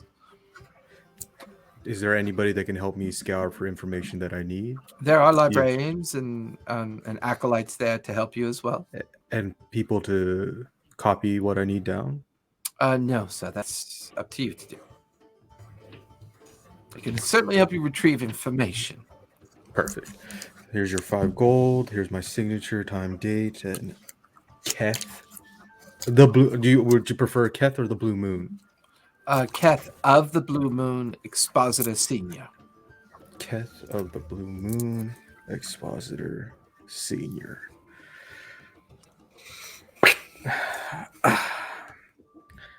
Alrighty. After you. What? And they just kind of shake their heads at each other and then kind of begin to guide you into the Marble Hall. Gatharin, give me a survival check.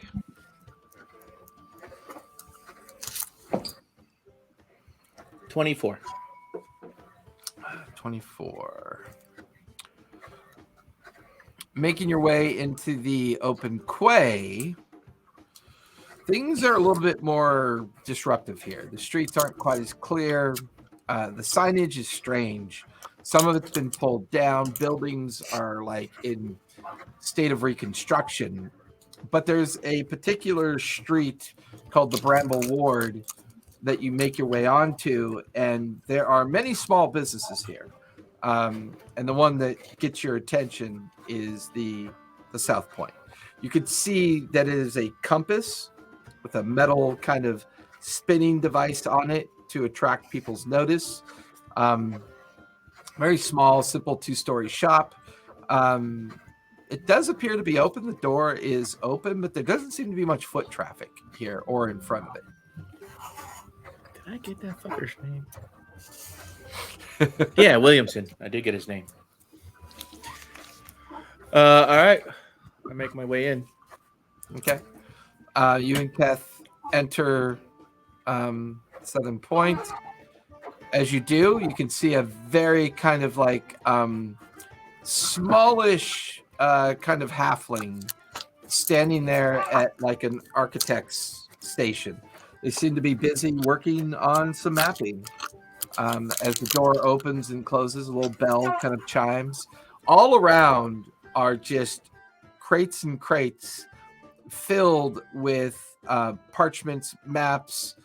Books are stacked kind of ad hoc in different directions. Maps are hanging in different areas as well. Kath is just like, she's like looking around. I mean, this is a pretty prolific library of maps from what she can tell. She seems very much intrigued. She even drifts over to a large box where she's kind of rifling through the available documentation. And then the halfling looks up, big giant glasses with multiple kind of lenses interlaced with them, and he takes them off and sets them down and kind of rubs his hands together. Oh, well, I'll be fucked. Real customer. I mean, maybe later. Oh, no, that's not what I meant. But good on you, sir. What can I do for you? Is Master Williamson in? The halfling stops cold, looks at you, and immediately runs past you, shuts the door, pulls on a chain next to the door, and you watch as a trapdoor opens in the middle of the floor. Where did you hear that name? From Master Williamson. He said he owns this shop. As well as freaking Point West out in Port Zune. He also owns freaking Point North, which was where I met him. I understand, but it's not. Anyways, come with me. And you watch Kath is like looking around completely confused. So's Cathar! I came in here for maps, not intrigue. Small halfling just kind of disappears below the trapdoor. Okay, I follow him. You feel Kath's hand kind of grab onto your arm.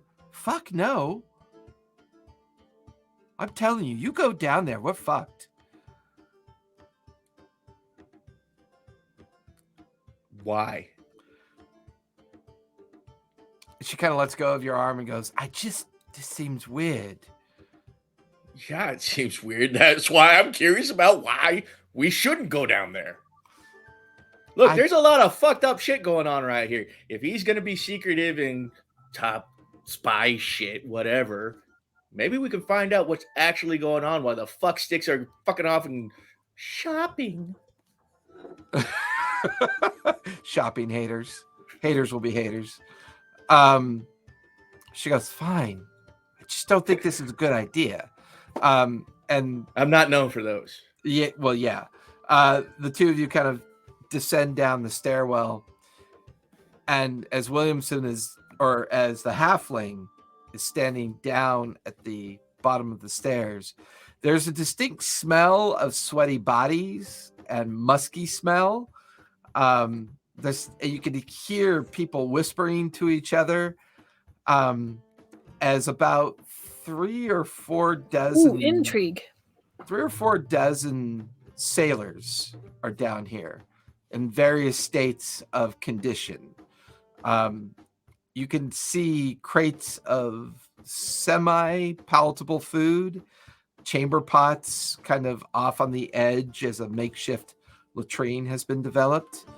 And as the individual stares up at you, or over at you as you come down, he just looks at you and goes, well, that's not his real name. It's a name we use to identify Thorvald's people. Captain?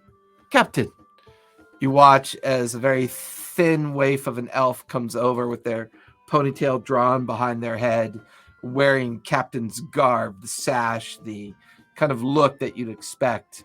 The elven captain stops short to stare at you and Kath, and then down at the halfling. Yes, what is it?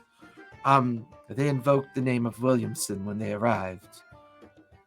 Oh, well, 2 more strays to add to the crowd. Very well. Fuck that, strays. I need maps. Well, this. Also, now that I'm down here, what the fuck is going on? And why the fuck do you guys leave Raylene stranded up there? Well, we can't actually operate in the open.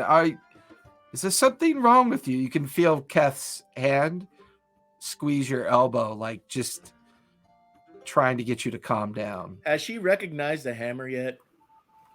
You're gonna get dead. You're gonna get dead. Who, Keth? No, the captain. No, he hasn't. He hasn't made any mention of it or note of it. He just seems very content with trying to figure out why you're in one of the little safe houses, and there seems to be kind of a little bit of tension beginning to build. And the halfling even kind of takes a step back, like, oops, confused a little bit. Kat, you should probably handle this because I usually settle matters with my fish. Yes, that might be a good idea. Let's try to find out what the fuck's going on. And then we still need maps. Agreed. Sorry. There might be a bit of confusion. While we were at the Revels, we were meant to understand that Williamson was a common name and owner of the different shops. We were not aware, and this conversation begins to go and drone on, and as it does, eventually you can feel the tension kind of leave the space, and the small halfling goes, "Oh, my confusion then. I'm very sorry. Please come upstairs and we can hash out these maps." And you can hear the small footsteps of the halfling begin to go back up into the shop, and the just quiet whispers kind of go back to normal around you. Do I recognize the captain? Give me a history check. Ooh. I've got a lovely bunch of coconuts. History, I got a +2, so that will be a 15. No, don't recognize him. All right, and then insight.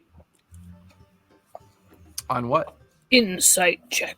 Well, if these guys are Thorvald's people, and no one is showing any recognition towards Thorvald's hammer, because I'm not hiding it. It's literally like I'm carrying it around. Yeah, give me an insight check. That is a 19. Chances are no one here was at the Revels. Okay. As you're led back upstairs, the halfling pulls the chain, the shutters go back up, trapdoor. You watch How the many people rug were down there? automatically. About 50. Okay, way too many to put on our ship. And then you and Keth begin to peruse everything. Defiant. Meanwhile, I want Kat to continue fishing for information from from the halfling. the halfling About about what the what fuck is actually happened. going on. Because I mean, if we got Thorvald's people hiding in a little freaking safe house underneath a map store that Catharn legitimately thought was owned by some dude named Williamson. Definitely a little confusing. Yeah, so he really wants to know what is going on. Okay. Play that out. Jen, you're at the Marble Hall. Catharn, you're at the south. South. Point south. Grimmel, Omni, and Defiant. You finally get to the edge of the skew, and the main entry route into the heart of the skew is, for the most part, made up of residential, like very kind of wob and daub, slummy kind of residents that look like they've been here for a long time. They're barely maintained, but the main entry area that makes up the corner of this street, known as the Griffin's Ward, you can see a large structure, maybe 3 stories tall, a little bit dilapidated, but there's a sign hanging in front of it called the Old Kiss. We head towards it. Okay. As you, hey, -2 charisma. Thanks for popping in. Appreciate that. They know my charisma ability score. Yeah, I know, right? Right. That's my modifier. As the 3 of you make your way towards the Old Kiss, I mean, it's strange. There's no bustling noise. It's mid-morning. Chances are it's not going to be all that, busy anyways, but you kind of pass through the doors quickly. Most of the folks in this establishment are bent over, passed out on tables. There's maybe 3 or 4 individuals in here.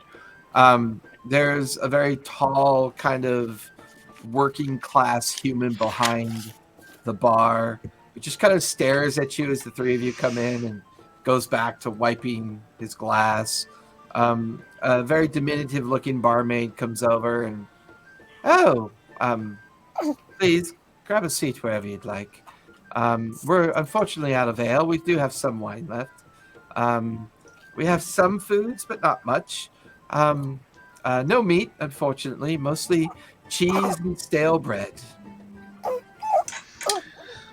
Very well. We'll have 3, I guess. Bring us wine. We have some Zemmingen wine left. We can bring you some of that. Very well. And some of that cheese and your least stale bread, please.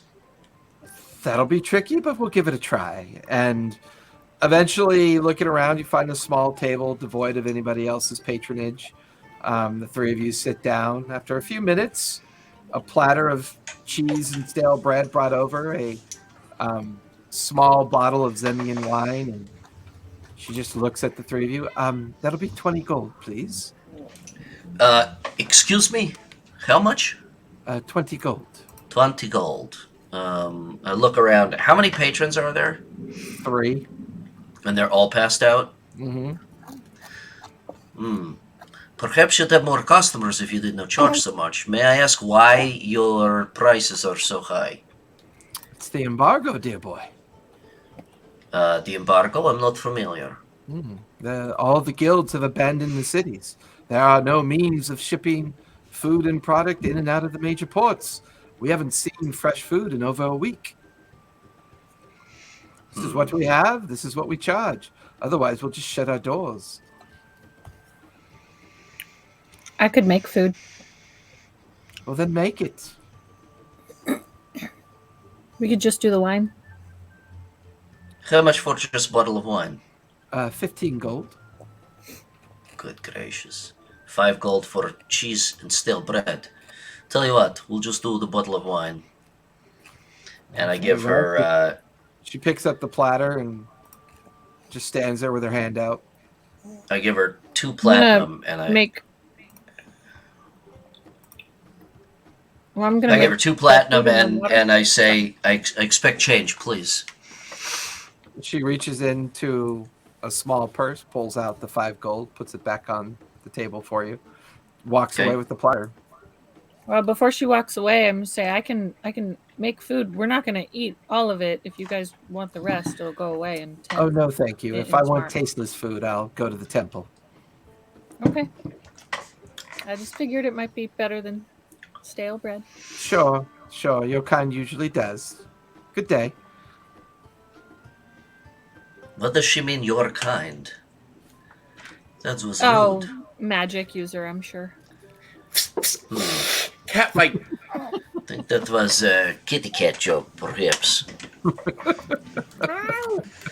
So everybody else is passed out. I'll go up to the bartender. So as an aside, having recently joined the crew, what is our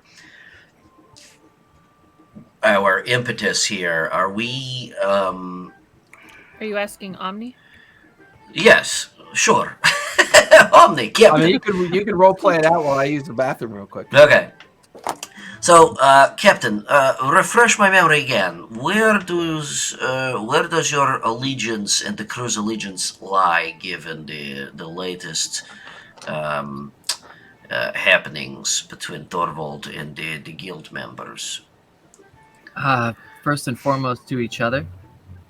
That's the main focus. Of course, yes. And then when it comes to the politics and issues of more nefarious means, we don't want to have anything to do with it. We all have our own stuff we got going on. We want to go out and explore different parts of the unknown sea and just live a free life on adventurous tides. Very well. So then it looks like Nicodranus. yeah. It seems that we are embroiled in some kind of politics that we don't want to be embroiled in. It's normally how politics go.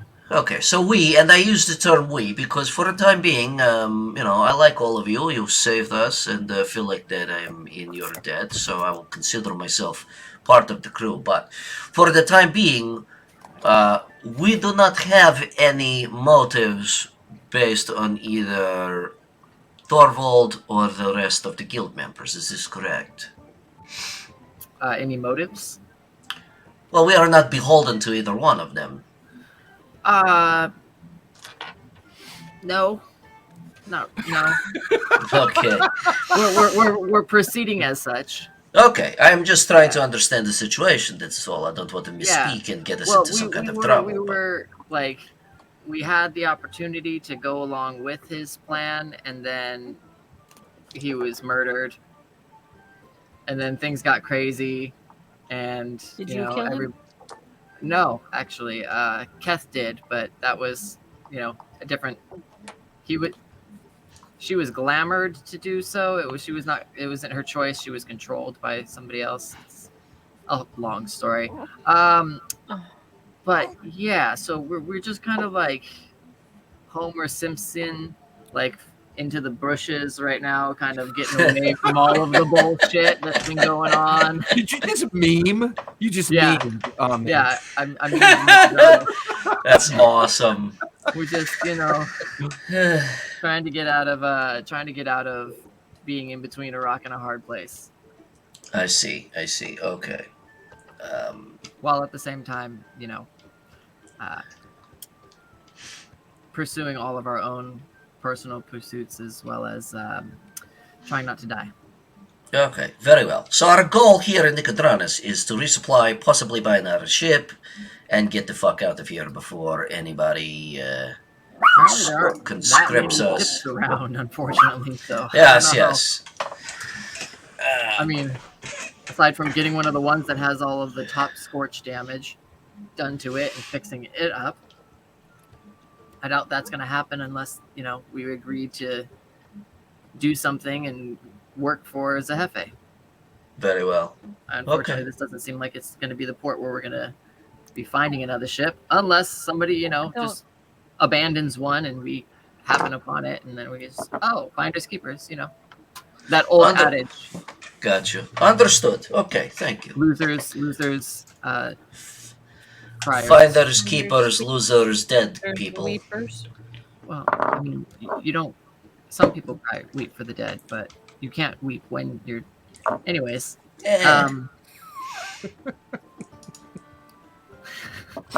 Okay. You're so funny. I would want to spend a little time kind of just actually watching Grimholt and DJ in just how they're talking to other people, just kind of getting an overall feel of more so of who they are, how they approach things, and I'm assuming see this what is kind not of something you're capabilities. telling us. Yeah, no, I'm just being You are telling us attentive. this? Yeah, no, I'm watching you guys. No. I'm saying, I'm assuming you're not telling us this. I'm telling the storyteller that I would be Okay. watching and just observing, seeing what I can learn from being around them. Fair enough. But then also wanting to find out a little bit about, what's, as far as your guys' pasts and lives, what's something of note that might be useful information for a captain. Are you asking this, or are we oh, okay. Well, I can tell you that my use of magic is not common amongst my people. This is why I left my clan. I was not thrown out of the clan, but there were those who were mistrusting of me because of my abilities. Combustion. Yeah, that type of thing. They got tired of shit exploding and blowing up, without warning. But That's fair. so I decided, to rather than before it became an issue, I decided to leave our stronghold and head out to the coast. It seemed like the lifestyle that would suit both my abilities and personality. So, just so you know, you're nothing personal, but you're never allowed on the gun deck. Just I could show you a couple really cool tricks on the gun deck, but I understand. Sure. I mean, I'm I would not want to blow us up either. Yeah. Yeah, we'll just my fur still has precautions. not recovered from the last time. Yeah. But that's, pretty much what you see is what you get, I try to be attentive, I try to be perceptive, I try to read people. I've been known to have a little bit of a temper, I try to keep it in check, but there may What be is a it day. that you want most in life? What is it that I want most in life? Anybody who's part of the crew, I ask the same. I'm still working this out, to be honest with you. When I get to know you better, perhaps I'll give you more insight into my deepest, darkest secrets, but nothing nefarious, I assure you. It's just nice to know what it is that that people desire, that people are working towards or striving towards, because I don't like people being taken advantage of, unless they deserve to be taken advantage of. However, I also look out for myself first and foremost. DJ? Drop that beat, DJ. DJ. Defiant, Jewel. DJ, I like that. Yeah, you can call me DJ. Okay. I grew up. My family were farmers. I didn't want to be a farmer, and we had a cleric that came through. They farmed anything that would grow. I didn't want to farm it. Cannabis. Yep. I mean, it was. That's how they just subtle way of saying it. I grew up on You a grew meth hemp. farm. It was a hemp farm. I grew up on a meth farm. Meth I farm. don't think hemp is a You just thing. grow I don't think meth. hemp is a thing here. Yeah, it is. I'm In okay fact, with the it being a word thing. canvas. Actually, canvas- that's my secret. I was a meth dealer and I kept exploding my lab, so I said, fuck it, I'm done. the word canvas actually derives from the word cannabis because most old school canvases were derived from cannabis fibers hemp. derived from hemp. Here, let me. Okay, but let me that's in the take- real world. That's not necessarily in Wildmont. Just We get They got WikiWeed. so. Anyways, they grew things. They grew, keep your vegetables reality and out of took my them to fourth market. wall. Exactly. They grew vegetables and took them to market, and I didn't want that to be my life. So we had a traveler that came through, and he happened to be a cleric, and he taught me what he knew, and I left with him. I guess I left with him, and he taught me everything he knew. And then we made it to the She was sea. groomed. We made it to the coast. Yeah. typical Well, I groom clergy, myself regularly. Thank you, Jen. different grooming. Who's your We made it. divine power come from? I'll let you know. That's Like, someone's later? I've not gotten that Like- far in the backstory I've yet. not gotten Okay, that Right? far in the okay, backstory yet. I was like, is I'll this let you like later? At a Later, at a later date. Yeah, I'll let you Okay. know. I gotta pick one. not appropriate for this establishment, I guess. It's not appropriate for this establishment. No, I mean, no, I that's don't know fair. who's talking. I mean, who's listening to us? Yeah, I mean, that's it could that's be anyone. safe. Yeah. So then we made it to the coast, and oh my gosh, I loved the ocean. So I signed on to be a sailor, and never looked back. What do you want most in life? Adventure. You see a little like a just twinge of like a smile in the corner of Omni's cheek, seeing a little bit of his own spark for just random, just off, not knowing what's next. Just nod and cheers to adventure then. Cheers. Cheers. So with that, as you guys wind and dine yourselves on no food and just wine, because wine, Zemi and wine on an empty stomach always goes well. This Um, was I made food. this was an exceptionally food. productive information gathering trip. 15 gold for a bottle of wine and a bunch of Fine. passed out fucks. Seriously. Defiant makes I lemon gathered a lot of flavored. information. Defiant makes lemon flavored bars without lemon flavor. It's just bars of protein. Oh, Yeah, protein bars. Yeah, Sorry, protein don't drink the wine on an empty stomach. fair. Jin, you're led into a very large structure at first, and then you make your way down some stairs. They kind of wind down. You're being led by this initial person that spoke with you, and then you're led down into like a waiting room, like almost like a foyer. A series of comfortable chairs all around you, and just a single steel door directly in front of you. The person goes, just wait here. The librarian will be with you momentarily. You watch as the person begins to go back up the spiral stairs. The door opens, and this very kind of young-looking individual comes out. They've got a kind of short beard, curly, tight, blackened hair, wearing the kind of Cobalt Soul librarian display of finery. You can see their sash of the colorations that demark them as kind of like a librarian. And oh, that's awfully early in the day for this. I normally don't take sponsors this early in the day. Hello, and what is your name? Marcus. Marcus. Who is your sponsor? Keth of the Blue Moon Expositors. Ah, Keth. I'm familiar with her. It's good to know she's still doing well. How is she doing? I thought she was missing a leg, but I guess it's some cobalt soul trick. Is this intruding on my hour or?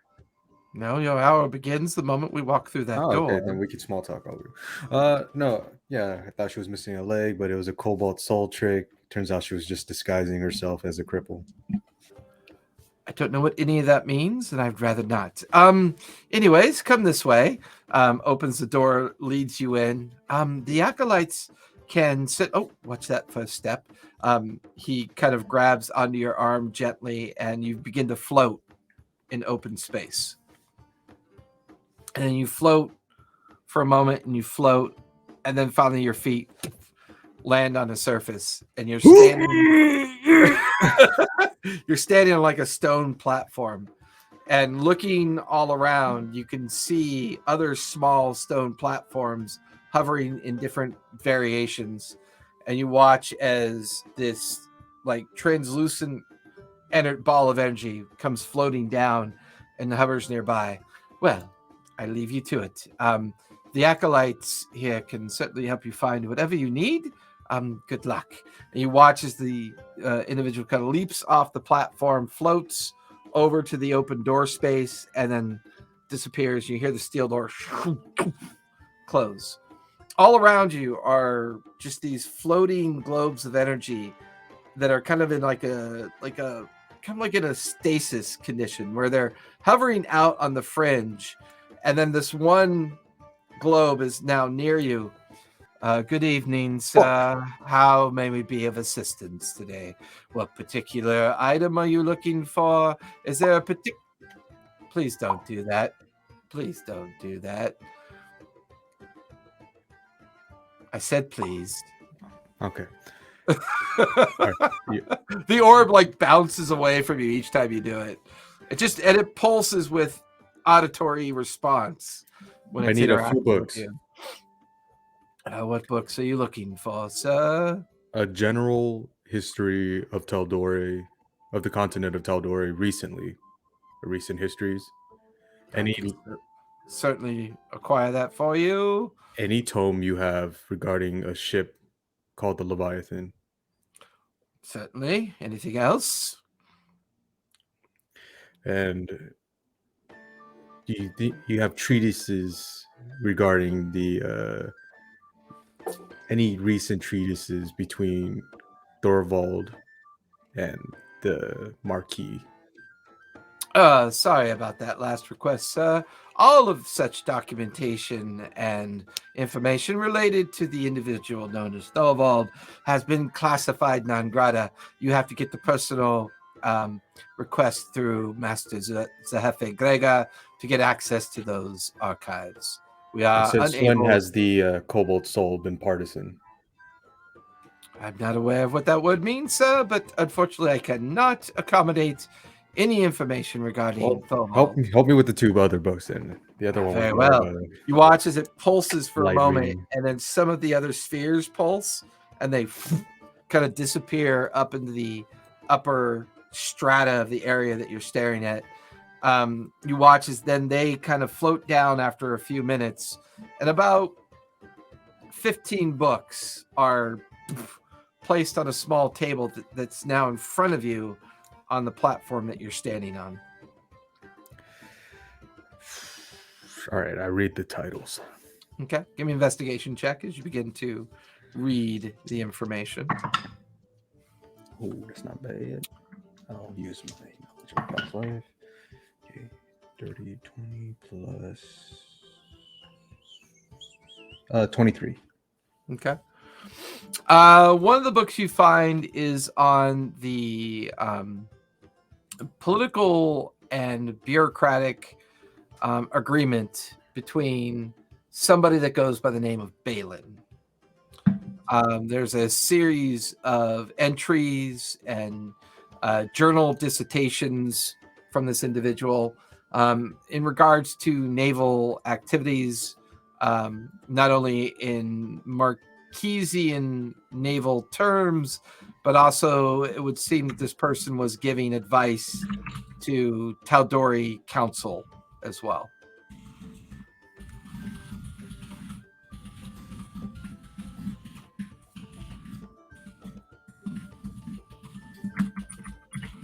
Okay. Another book you find, something about a war between the Amon and the Singorn comes up. And it's a good deal of lore and understanding of Amon and Singorn's relationship and how they prosecuted the war. It feels very much like a historical text.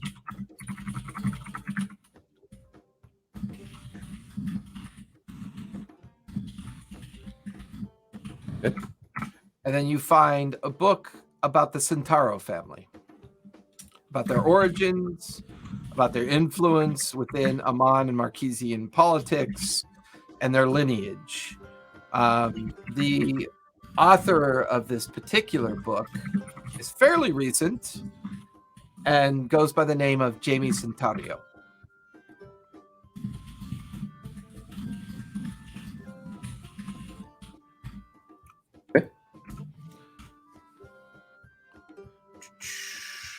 Let's see. The only book that you find on the Leviathan is a book of fables about the ship of the dead. That it's a cursed ship. It's believed to be a ship specifically. Its origin story is Marquisian. Something about a cursed family and a cursed captain. Something in regards to it's often used as a way to scare new sailors into immediate understanding of the legend and lore of the Lucidian Sea that's undiscovered, and its threats. If you disobey your captain, you'll be fed to the Leviathan. Okay, you looked over atAmi's camera. Oh no, that's because I have a know. map hanging of Okay. the Menagerie Coast on my right hand side. Okay, So I was just looking. I know. Okay, I will focus on the book about the Centaurio family. Okay. As you begin to read heavily into that book, go ahead and give me another investigation check.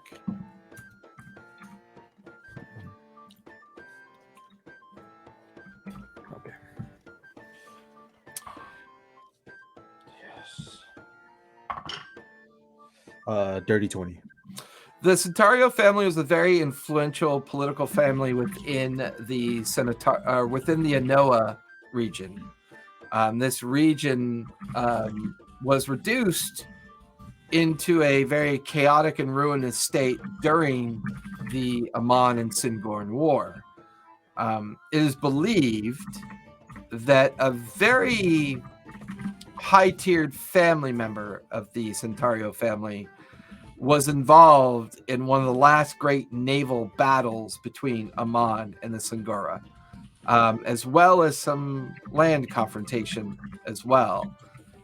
And this was an individual that was not overly pleased with the negotiated outcome post-war activity and vowed to carry on the fight.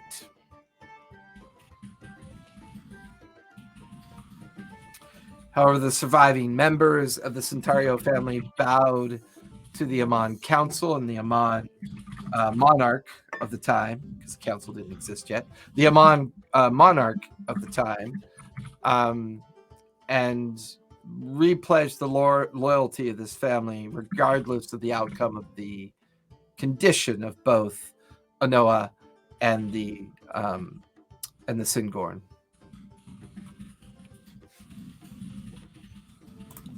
Is anyone else hearing that? Okay. Hearing what? It My might be the typing? clicking. Probably Jin's typing, because when Grimholt types, it sounds Okay. like an M60. When Jin types, it sounds like masturbation. Okay. Then it might be sounds like his my kid's typing. sexier, man.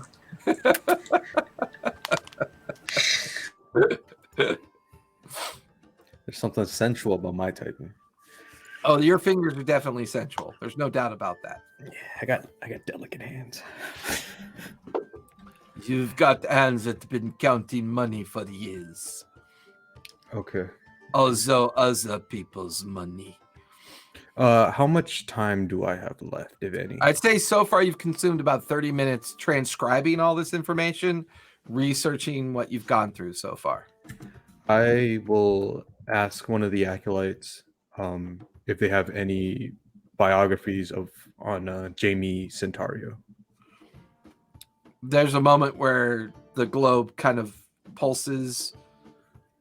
I'm sorry, we do not have any information in regards to Jamie Centaurio. However, we do have information in regards to someone by the name of Jamie Wheatpike.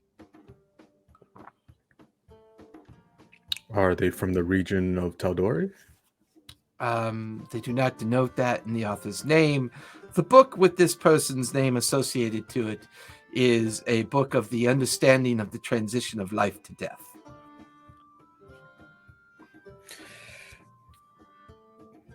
I'll take a look. Thank you.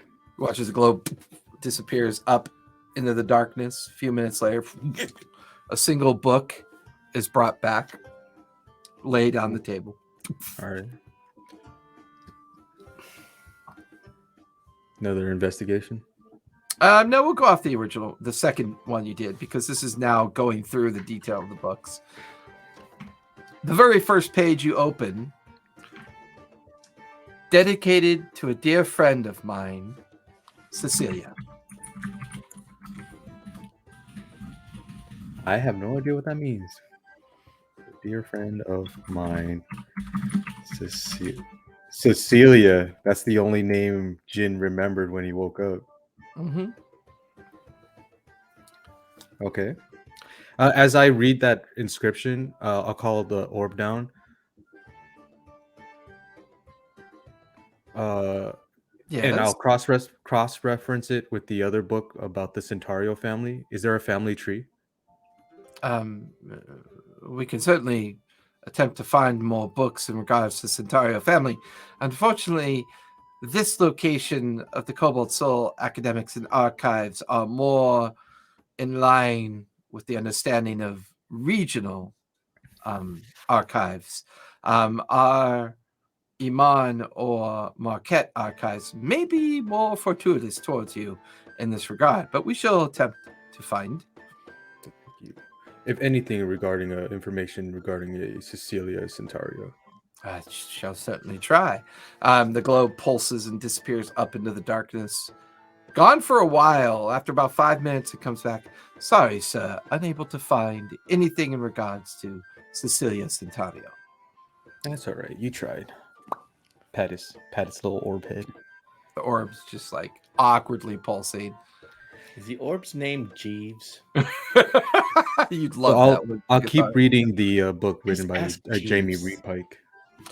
The very first paragraph is the one that catches most of your attention. Okay. I've begun to realize that the transition between life and death is one of temporary condition. If one focuses on the art of necromancy and the magics required in the bringing of the dead back to life, I truly believe that this can not only be accomplished without the patron involvement of any of those greater forces, but can be controlled in such a way that these forms would be anchored to the individual. With that in mind, I begin to scour the sea bottom for ancient wrecks and ancient souls that no longer are tethered to this world, as I intend to study this and see if my theory is profound. And then the remainder of the book is mostly about the art of bringing the dead back to life. The idea of the veil, purgatory, the understanding of where the soul goes, the idea of where the focus on pantheon identity versus the idea that magic itself is not actually required in a divine kind of relationship. And for the most part, the second half of the book goes on to rail against the idea of religion. that is merely a kind of guardrail to freedom that the people suffer from. That as long as you are forced to bend at the knee at something that doesn't really exist, those in charge and those that wield power will forever overbear and keep you in control.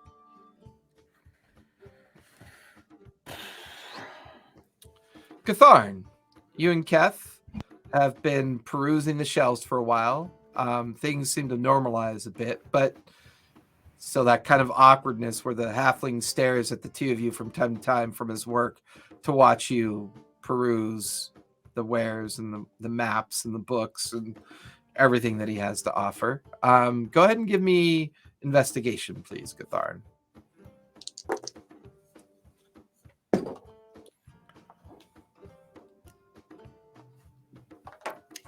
It's caps lock. Let's see. 17 plus. You said investigation too, so 19. What are you looking for specifically?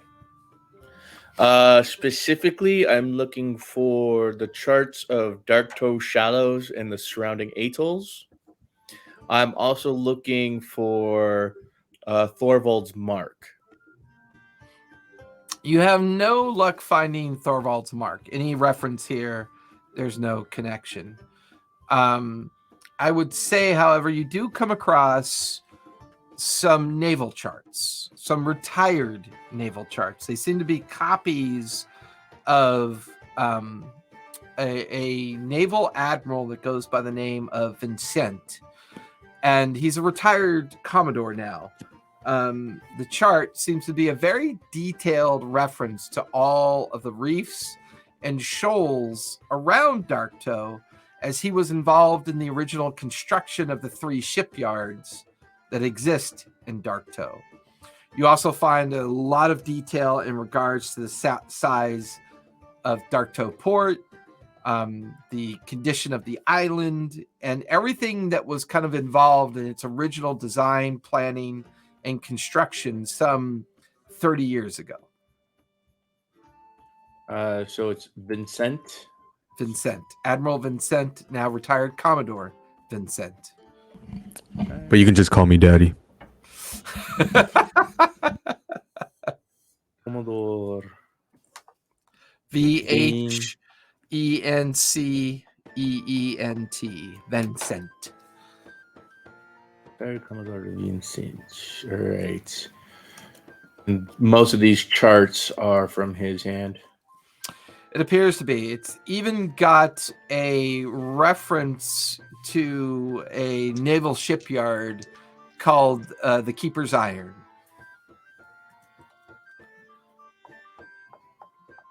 And it's one of the 3 major shipyards in Darktow.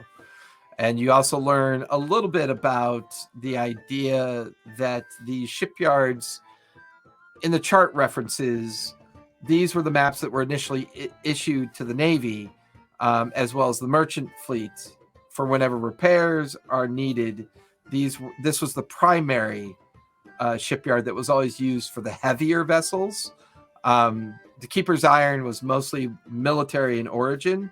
The other 2 shipyards seem to be denoted as medium to small vessels. And there's notes and things that talk about the ability of these shipyards to service anywhere from 20 to 30 vessels at any given time. All right. And then from Nicodranus, where would be the nearest shipyard that is not in Nicodranus? There is one in Port Damali. There's one in Port Zune. There is a reference to Zorhashian city, but not a lot of detail on it. But it's believed that the Zorhashian naval fleet have port cities as well, but they've never been well documented up to this point. As far as you can tell, those shipyards are service yards and do some construction of ships. But for the most part, the largest available shipyards for both construction and maintenance are located on this island called Darktow. All right.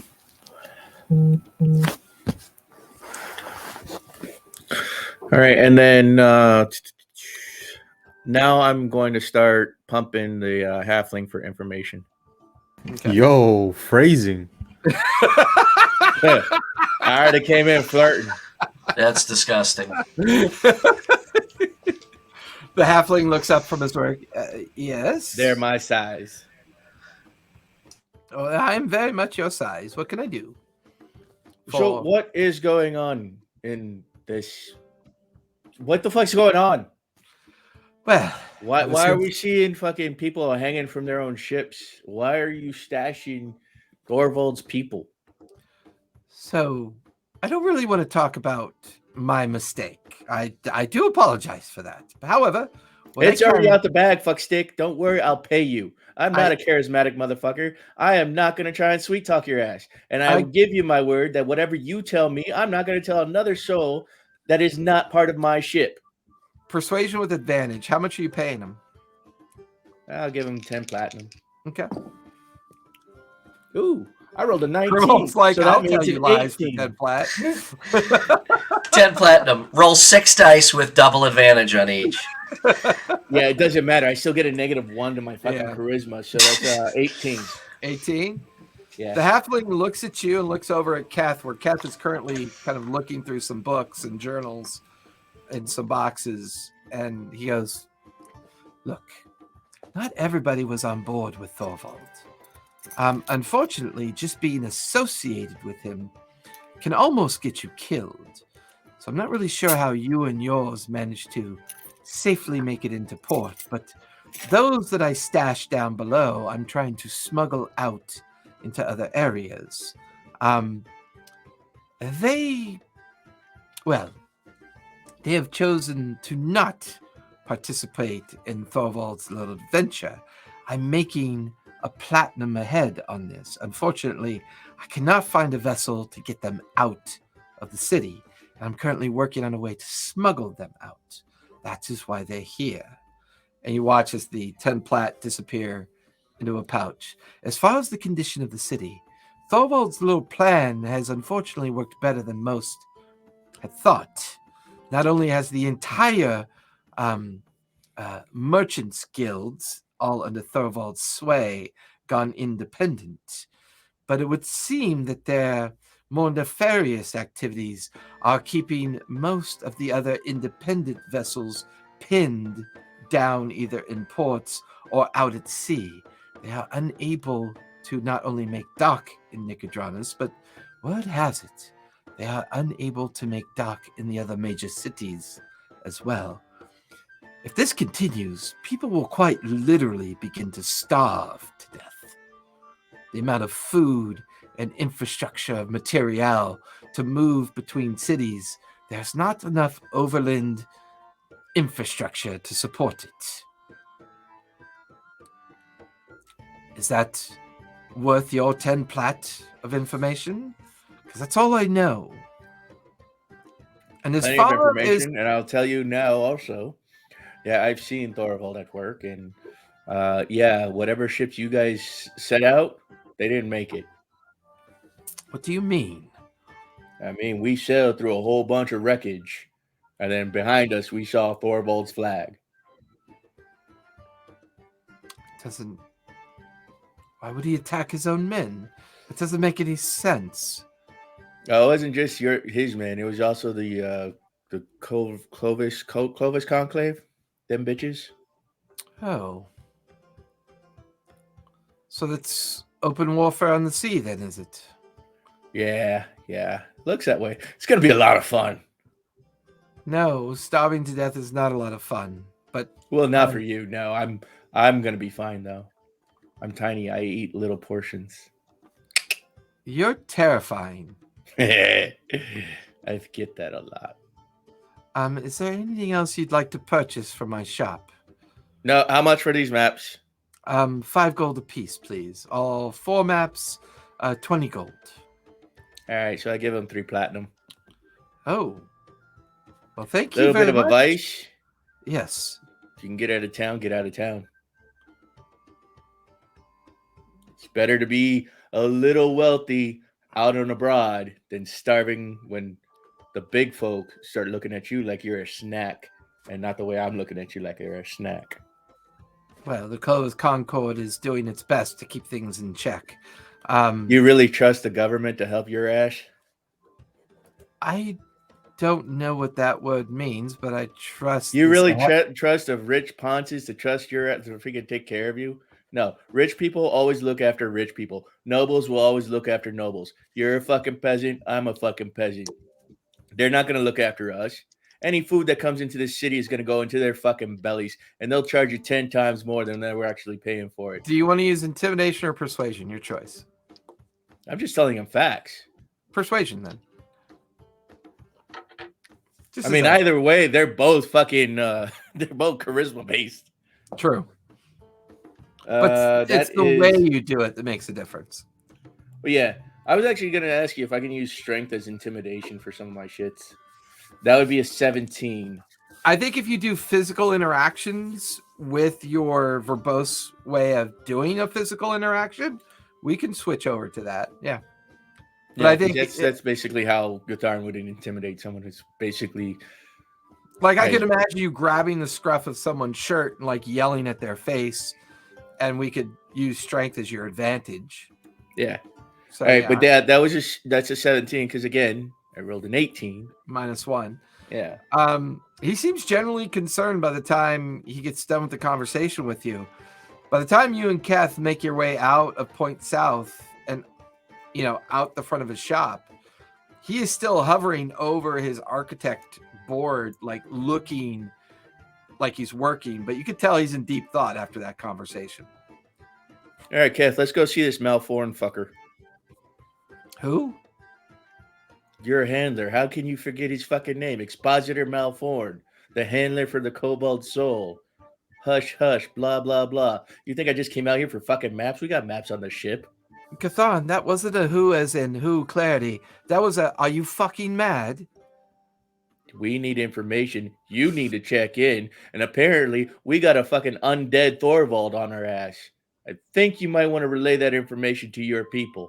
I cannot take you anywhere near my people, dear boy. It's the only way you're going to get to them. Because otherwise, we're going back to the ship. Then let's go back to the ship. I'm All okay right. with that. I like you too much to bring you with me. All right, so I go with her back to the ship. Okay. Actually, no. Next place I'm going to stop is I'm going to freaking sell Thorvald's hammer. Give me a perception check as you look around the space that you're currently in. That is a 18 because I rolled a 13. And I have you in the open quay right now, right? Yeah, the open key, open quay. Open quay. Open There sesame.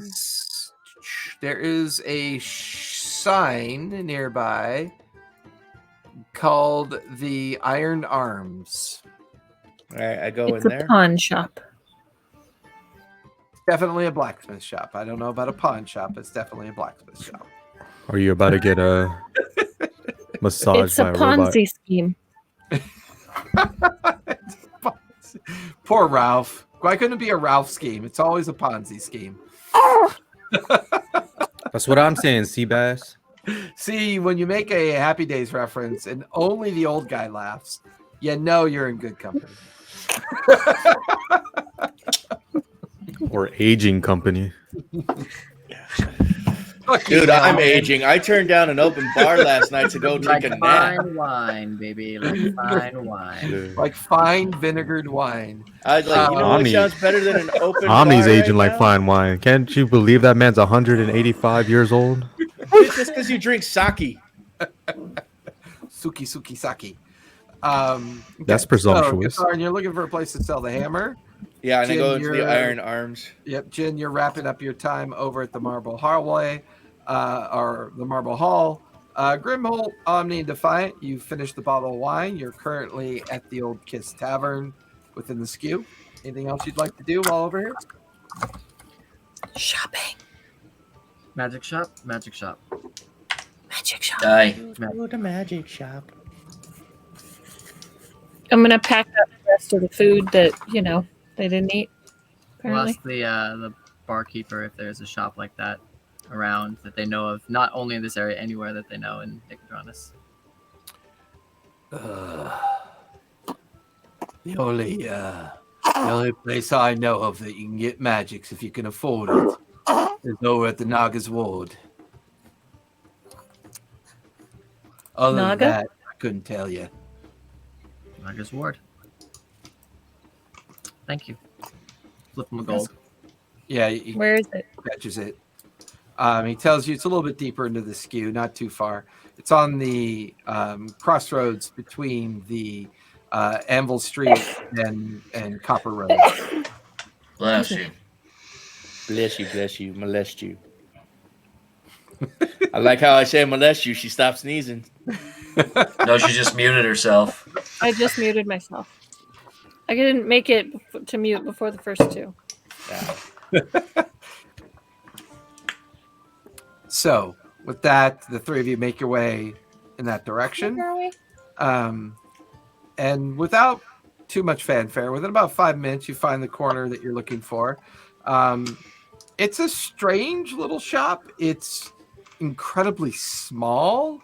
But the main reason why the Naga's Ward is so easy to see is that the entire front of the shop is the facade of a creature that's referred to as a Naga. As a Naga. You could see the kind of serpentine head kind of purposely and illusionarily kind of boiling out the front of the shop, and then it coils around and ferments back into the shop, comes back out again, and then back in, almost like it's signage, the kind of the way that you want to broadcast out your skill and broadcast out your ability to utilize magic. Like Back to the Future 2 with the Jello. I was just thinking that. Yeah. Just thinking that. Pretty much, yeah. Love it. Because you know me, I'm always reaching into pop culture for a little bit of, Yeah, influence. I like it. There are a couple people coming and going. Most of the people that you see coming and going are either officials wearing the colors of the Zehefe or potentially wearing noble finery, like nobility class. People with money are coming and going. There is a very tall, bored Goliath in front of the store as well. As before we go up and enter the store, once we see that it's in sight and are able to kind of stake it out a little bit, so to speak, I would turn to Grimholt and Defiant and just so you know, this isn't how we're always looking. I'm gonna be 1 second, and I'll tuck around a corner and shape shift and alter my appearance to look as just a regular human, about 5'10", dark, curly black hair, kind of just like the opposite of what Omni's normal half-elf appearance looks like. The inverse of that, with darker hair, darker features, a little bit more stout, and little scar over one of the eyebrows, and then kind of walk back out and be like, all right, shall we? Let's go ahead. Neat trick. We walk in. Yeah, the three of you pass the Goliath. You just kind of, without even moving, it's just his eyes that stare at you as you kind of pass by him and go through the door. When you go into the door, however, the space is massive. There's at least a dozen or so noble patrons here. Some are dressed in bureaucratic garb, but for the most part, most seem to be of nobility. Probably from either the Opal Archway or related to the Zehefe's family or responsibility of government as it relates to Nicodranus. But in this entire space, anything that you would need for either magical components, the construction of arcane focus seems to be here, along with a lot of strange coral tchotchkes and statuary, and there are armaments hanging in different display cases. And in the middle of all this is a very kind of like small, diminutive female gnome that seems to be taking an accounting of stock, as there's about 4 or 5 books kind of hovering around her with quills furiously writing, and she seems to be counting out some things in an open crate, and she's like setting them down, and she mutters to one of the books, and the book scrawls really quickly as she begins to mutter. The three of you are now kind of on the fringe of this large space. What would you like to do? I'll approach her and excuse me, don't wish to bother you, but wondering. 1 minute, please. Hold on. Sorry, I wanted to finish counting. Yes. Oh, yes. Hello. What could I? Oh my. Yes, hello. I start walking around part of the other part of the room as he's Okay. to not seem as if we are together. Okay. I am wondering what kinds of, well, let's just say oddities, trinkets that you have for sale. Well, as you know, most of the more powerful and ones that we're not allowed to sell, I do not have, as those are purposely given over to the Zahefes people. But I have some still left in stock. What are you particularly looking for? I am not looking for anything in particular, but I am an enthusiast of enchanted items. And I always have my eye open for interesting articles, so maybe perhaps you could show me what you have, and I might be interested. Well, I have armaments over there, most of which are enchanted for protections, and some of those armaments are designed for stealth as well. I have jewelry devices over there designed to enhance those that cast magics as well as store spelling slots. I have Interesting. potions over there, components, arcane focuses over there. Pretty much whatever you'd like is here. Talk to me about this jewelry you have. You say you have a ring for extending one's ability to cast spells. Okay, I wanna look at the seriously, are jewelry you too. flirting or shopping? I don't really You practice still or less dabble more than in 4 hours. in the idea of rings. Most of what I have is either necklaces, brooches. Most of the nobility here prefers their special items to have good aesthetics as well. If you catch what I mean. I understand. Well, show me what you have regardless. Yeah. So if you're interested in spell storing, I have this brooch of spell storing. I also have a bracelet of protection. I have a bracelet of defense. Over here, I have a bracelet of regeneration. And then over here, I have a brooch. We call it the brooch of amusement. The brooch of amusement. What makes it so amusing? Well, it is permanently enchanted with a spell called Tasha's Hideous Laughter. Ah, yes. I am familiar with this. The Everybody knows that's my favorite spell. the brooch of I'm sorry, the amulet of spell storing. What does it cost for this? Well, right now I have it. I have a mind of 5,000 gold. 5,000 gold. Okay. And your protection. You mentioned item of protection. I do have a bracelet of protection plus 2. Oh yes. What does it cost for this? 8,000 gold. 8,000 gold. What do you have in the range of 80 gold pieces? A cup of coffee. Cup of coffee. I can see this. I'm wondering, do you also purchase items? Yes, if they're relevant to my stores and relevant for my intent of use, absolutely. I'm wondering, I have this trinket, and I pull out the wand of pyrotechnics. This trinket that I received, it is, sometimes useful for creating distractions, sometimes for fun. I'm wondering if you might be interested in this and what it would be worth to you.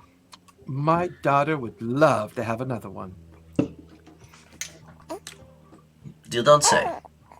I could give you 100 gold for it. 100 gold. Okay. Well, you definitely have items that I'm interested in. However, I do not have the funds for such expensive items right now. So I will either have to wait, or perhaps, do you ever take payment in the form of service? Depends on the service intended. The only service that I'm interested in is I do have some items that need to be shipped that I haven't been able to get them shipped, and they are a bit sensitive in shelf life. Interesting. Where are you shipping these to? Port Zune. Port soon. Interesting. I just so happen to be part of a crew. We have just come into port, and we are sailing from Port soon. What is it worth to you to have these items delivered? Well, if this particular item can be delivered safely, and you can show proof to me that it was delivered safely, I will allow you to pick any one item from my shop that you would want. Really? What is Upon this item? completion. You watch as she pulls a small silver box and places it on the counter. Okay. May I? No, of course not. Oh, well then, may you please tell me what I would be transporting here? This silver box to a gentleman that goes by the name of Krenost. Okay, what is that? How do you spell that? Krenaste. He owns a little shop called the Griffin's Gift. This is something that I promised him, and it has to be there within a week's time, or else it'll be unusable to him. Unusable. May I ask what the item is? No. No. Okay. Is this item dangerous? I do not want to put my crew in peril. No, it's just very delicate. Very delicate. Very well. I would definitely be willing to undertake this task for you. Well, would you be willing to oath on it? To oath on it? In what manner? Well, just a little bit of blood. A little bit of blood. For Well, what? I'd like to be able to keep an eye on you, of course. I see. How about maybe a strand of hair from my beard, perhaps? That would do just fine. Oh, very well. Boink! And takes it. You watch it. She kind of drops it into a small glass vial, corks it, puts it underneath, pushes the small box in front of you. 1 week's time. Krenost? Before you give me this box, let me check with my crew and make sure that I'm able to do this. I'm not captain. I don't want to speak for the whole ship, but I think this is probably doable. Very well. I kind of glance over at Omni. Does it look like we're specifically trying to not look like we're together? Give me an insight check. That is very, very, very, very terrible. That is a 6. Yeah, you have no idea. He's just over there looking at shit on shelves. Okay. I kind of try to head over. Well, I head over to Omni and try to get his attention. Okay.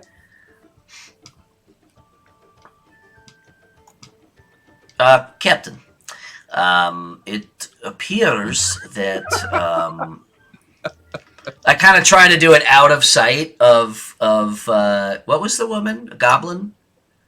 No. Gnome. I try to do it subtly, out of sight. to not look like we're together.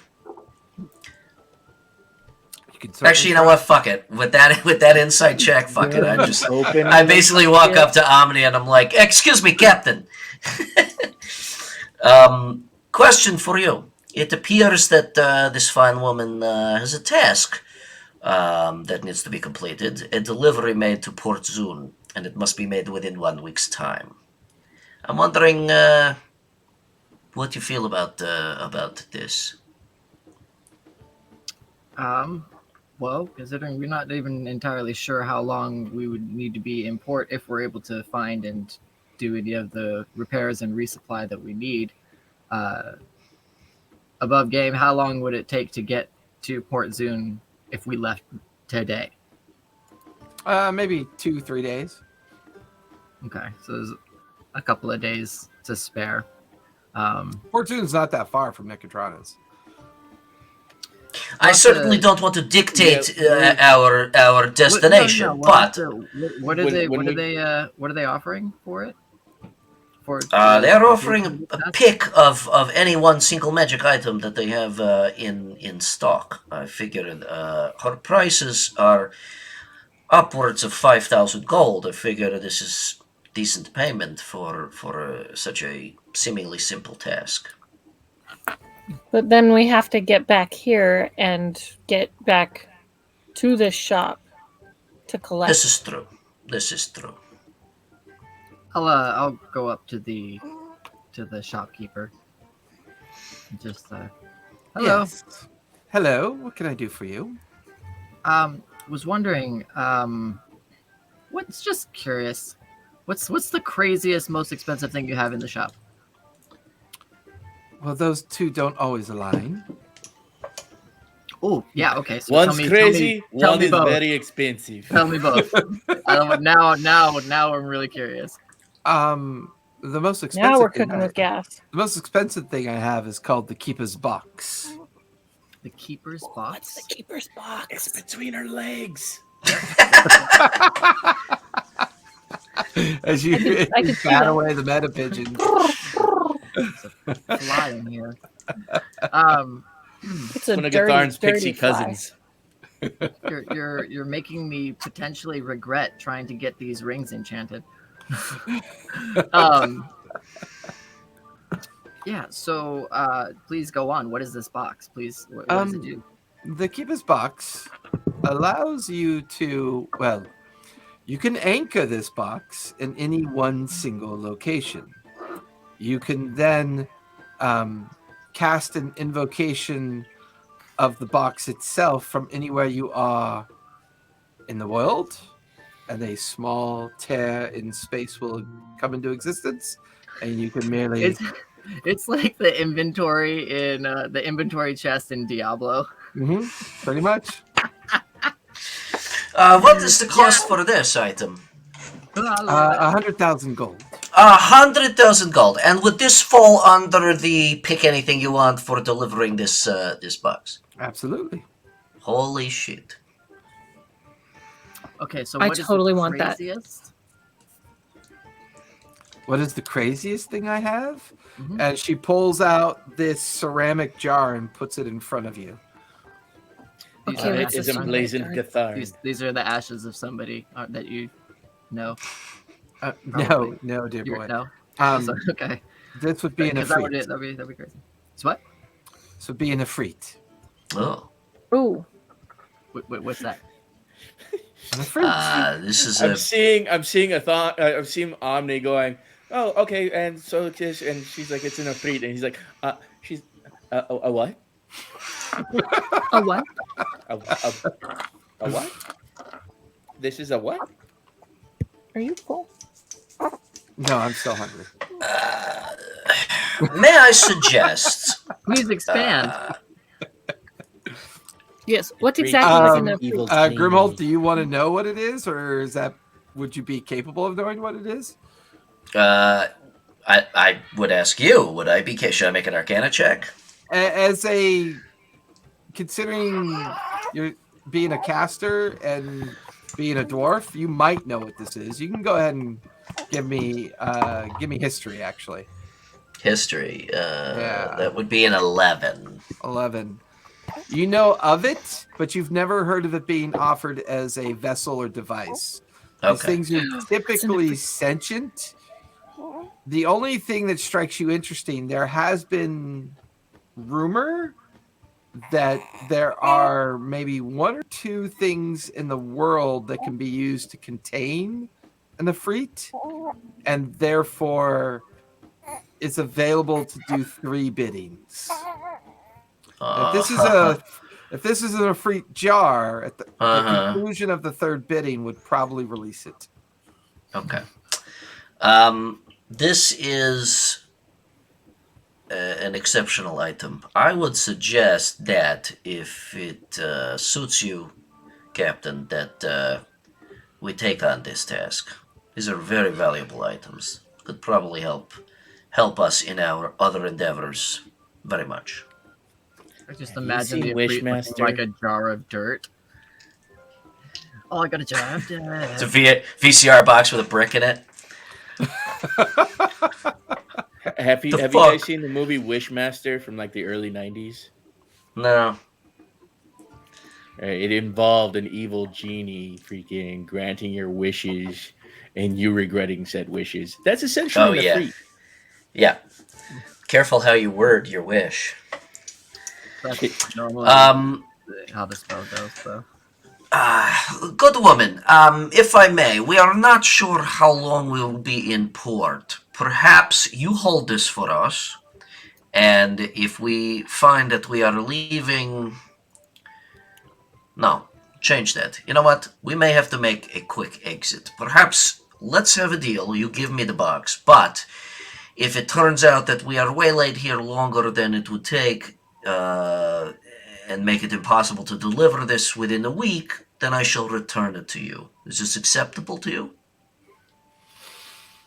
I would be okay with that, if that's the case. Captain, you're okay with this? Oh my god, Lost Caravan, thank you so much for the raid. I really appreciate that. Yay, raid. We could bring it back to the ship and talk it over with everybody, The with crew. Nala and Brackus and everybody on Brackish and everybody on the Excellent. ship right now. Excellent. All right, so I'll take the box and I'll put it in a pouch and shake her hand. Is there anything that you might have that is within my cost range that may aid us in this task for you? Perhaps some potions, less expensive potions. Those potions are expensive. I don't really dabble in such mediocrity. I'm assuming that Well, then perhaps you give me something that's expensive, but for only 80 gold. this is interesting math. That sounds like the word free. I'm not really... Discounted.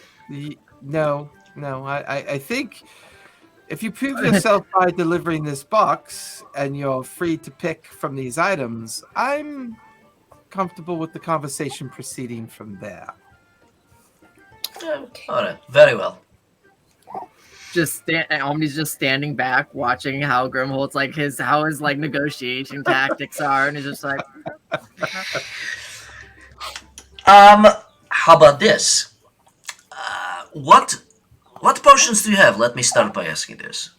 I have all manner of potions. I've got potions that will give you your health back, Ooh, potions that will make you invisible, that allow you to fly, that will give you bull strength, give you the strength of hill giants. I have potions that allow you to interpret the understandings of those things you cannot see. I have all manner of potions. These potions of health that you have, what is the cost of these? The smallest version of this potion, it would be about 1,000 gold. 1,000 gold. All right. I think we're done here. You will either see me back after a week's time to collect my payment, or you will see me before a week's time in order to return the box because we are not going to She be able holds to up get the it. vial with your whisker hair in it and goes, "I will see you when I see you." Yes, I know. I am familiar. I have a question. Do Yes. you know if any of the other shopkeepers might need anything delivered anything small delivered to Port Zune as well? I would imagine that the queue of people needing things shipped is quite large. I'll allow you to find that out for yourself. For those that find out that you're here with an available ship, well, I'll let you determine what you think is success and failure. Very well. Well, good day. Well yeah, met. but what does that mean, though? She just kind of goes back to counting and just seems to just ignore. And you hear a very large, gruff Goliath voice. I have other questions about like products and goods. that It I'd like to means potentially that you're purchase. done here, mate. And a very large Goliath is now standing amongst you. Cool. Awesome. Thanks. Who did I sir. lose? I just lost 2 people. Your own 2 people. Yeah, my own Wow. 2 people that are looking like 10 feet from me. I'm wondering if the Wi-Fi just died on them. Oh no. Are you hardwired in? Yeah, I'm hardwired in, so the Wi-Fi might have died. So it happens. Um, I And was the Lost gonna ask Caravan you- just popped in to watch the technology collapse. I was gonna ask you before we leave. Was gonna ask you real quick. You have the capability yourself to enchant items. If we had some Mastercraft things, would we be able to bring them to Absolutely. you? If you have the appropriate items and the appropriate coin, I can certainly try to take on that task or challenge. Absolutely. How much would it cost to have a set of rings enchanted to be able to communicate with each other? Send or message? Uh, One is limited to distance, and one is not. no distance limitation. That would be incredibly expensive. I can do those rings for approximately 15,000 gold apiece. 15,000 apiece. Yeah, each one would require a week's work.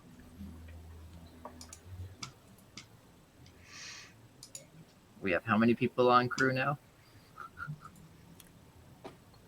I don't know. I'm not on your ship. 5. Oh, you're talking about the whole crew? Yeah. You're the captain. No, I'm counting in my head. That's a lot of money. It's a lot of money.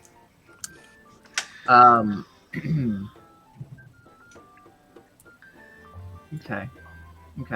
And then the one last question was in regards to I have a friend, you see, who's actually a bit of a tinkerer himself. He can create some fine work, but as you can imagine, we're constantly moving, and a ship is not a very good place to have a workshop that needs his level Is of there a question fine. somewhere in the sentence? Yes, trying to give you some context to give you a little bit of an idea of what I'm trying to. The 5 books in my inventory and my busy patronage should be enough context for you. What do you need? A pocket dimension that's large enough for my friend to have a workspace that is safe and won't set my ship on fire. Are you like so incredibly rich that this conversation is worth having? It's a conversation. Whether or not I have funds to do so, or somebody that I might be working for has funds to do so. Well, it's not a matter of having funds to afford this. I've personally never tried to construct such an item. Okay. So this is above your skill level. I'm sorry. Well, this would be above anybody's skill level that finds this interesting. The components and the necessary items to produce this would be extreme, to say the least. I mean, without the involvement of the Cerebus Assembly, I'm not sure how you could pull this off. Without the involvement of the Cerberus Assembly. Yes, they're the only ones that would be capable of maintaining such reliquaries that could support such an event, or the ability to make such a thing. Or if you choose, you could go try to pander your way into the Bright Queen, and perhaps she can aid you in this. But for the most part, you are speaking of magics that very few people have the capability of dabbling in without wandering eyes, wondering what you're doing. Omni kind of like loses himself in thought a little bit, thinking back to one of his owners and their like secret office that they had stowed away in their tower, and makes him kind of confused as to if that's the case and it's not something that just like a powerful spellcaster or wizard can create. Like, what connections did he have in order to get him that capability? Good point. Okay. Can I go ahead and get that the bracelet of, what was it, protection or There's defense? spell storing, protection, defense. Yeah, which the one? amulet of spell storing. What was that?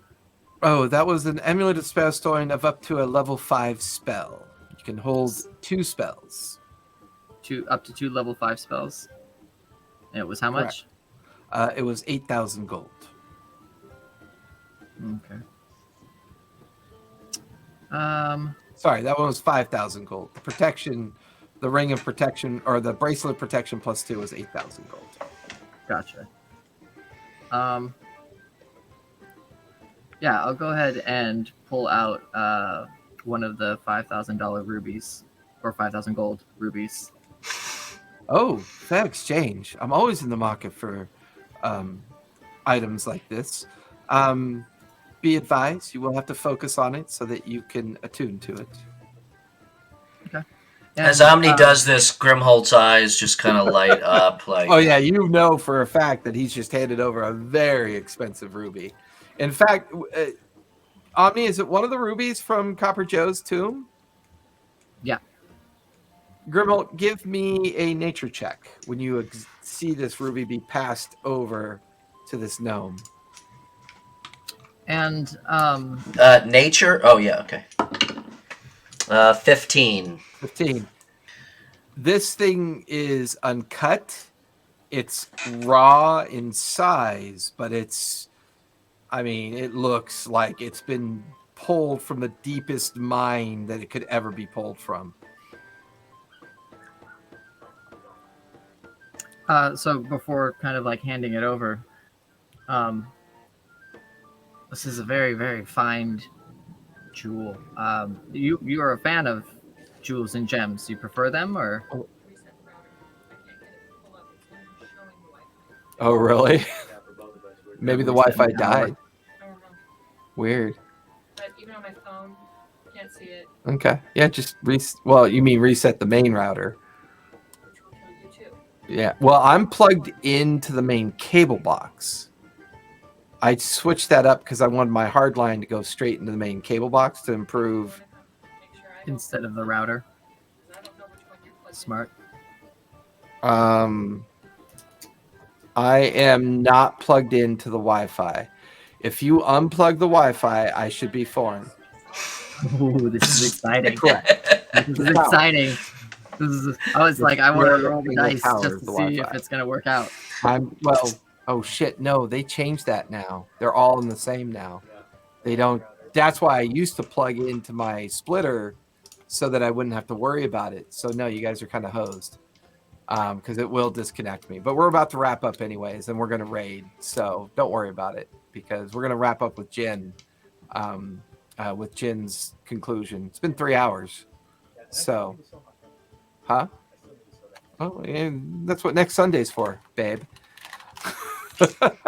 Yeah, unfortunately, the Wi-Fi router died, and the thing that I hate about technology is they're combined now. So what I need to do is I need to get a sub router to the Wi-Fi router and get a new split router so that when the Wi-Fi goes down, they only have to reset one. But if they reset the main router, it shuts down all the internet for everybody, and the whole thing has to be reset. So we're about to finish, but everybody hang out because we will raid today because I want to pass on the favor of us getting raided as well. And I always like to be able to do that. So we're we're going to wrap up today because of technical difficulties, but we will be back here next Sunday. Jin is in the Marble Hall doing archivist work on their past and their understanding of the Leviathan. Grimholt, Omni, and Defiant are over at the where did I put you guys? I put you over at the Skew. At the Skew, and you're currently in one of the enchanted. What was the name of the one I used? Because I just minimized everything. The shop that you're in. I gave you that, right?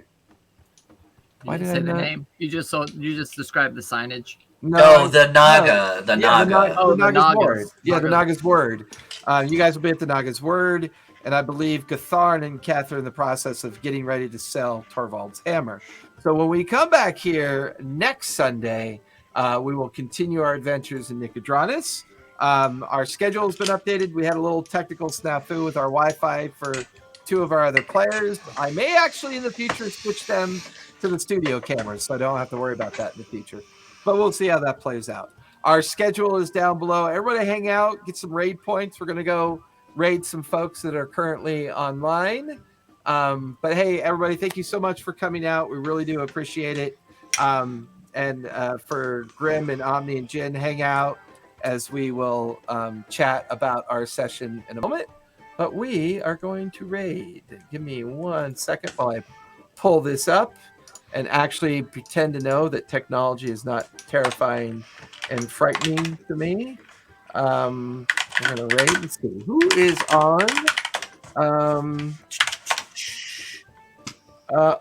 Sensei is on.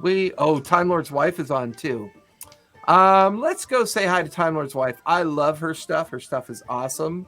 So let's go say hi to her, and you guys can get introduced to Time Lord's wife. She's pretty cool. So thanks, everybody. Really appreciate your patience. It was a fun session. Sorry that everything broke, but you know, it is what it is.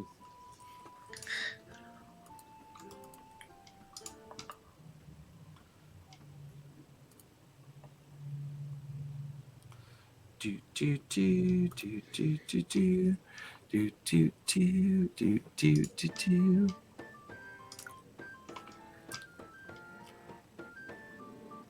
Be safe, be kind, play a game. Oh yeah, I forgot to do that.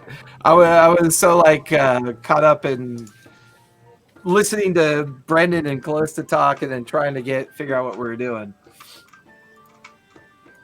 Oh my god, where'd that come from? Beep. Let's see. Let me go back here. Why does technology like to punish me on days like this? Especially when you got to go pee.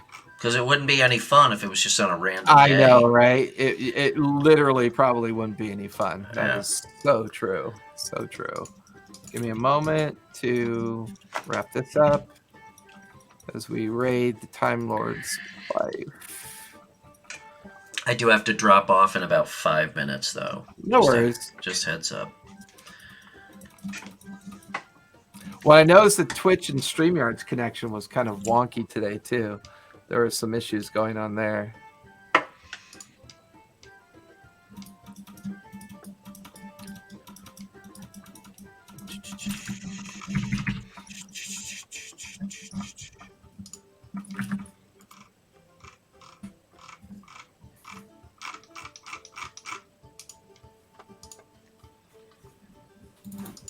Darth Vader is funny.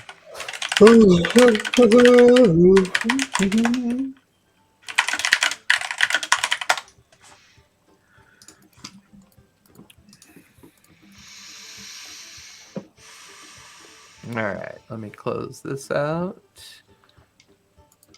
God, there's a huge delay in that tonight. Man, that is weird.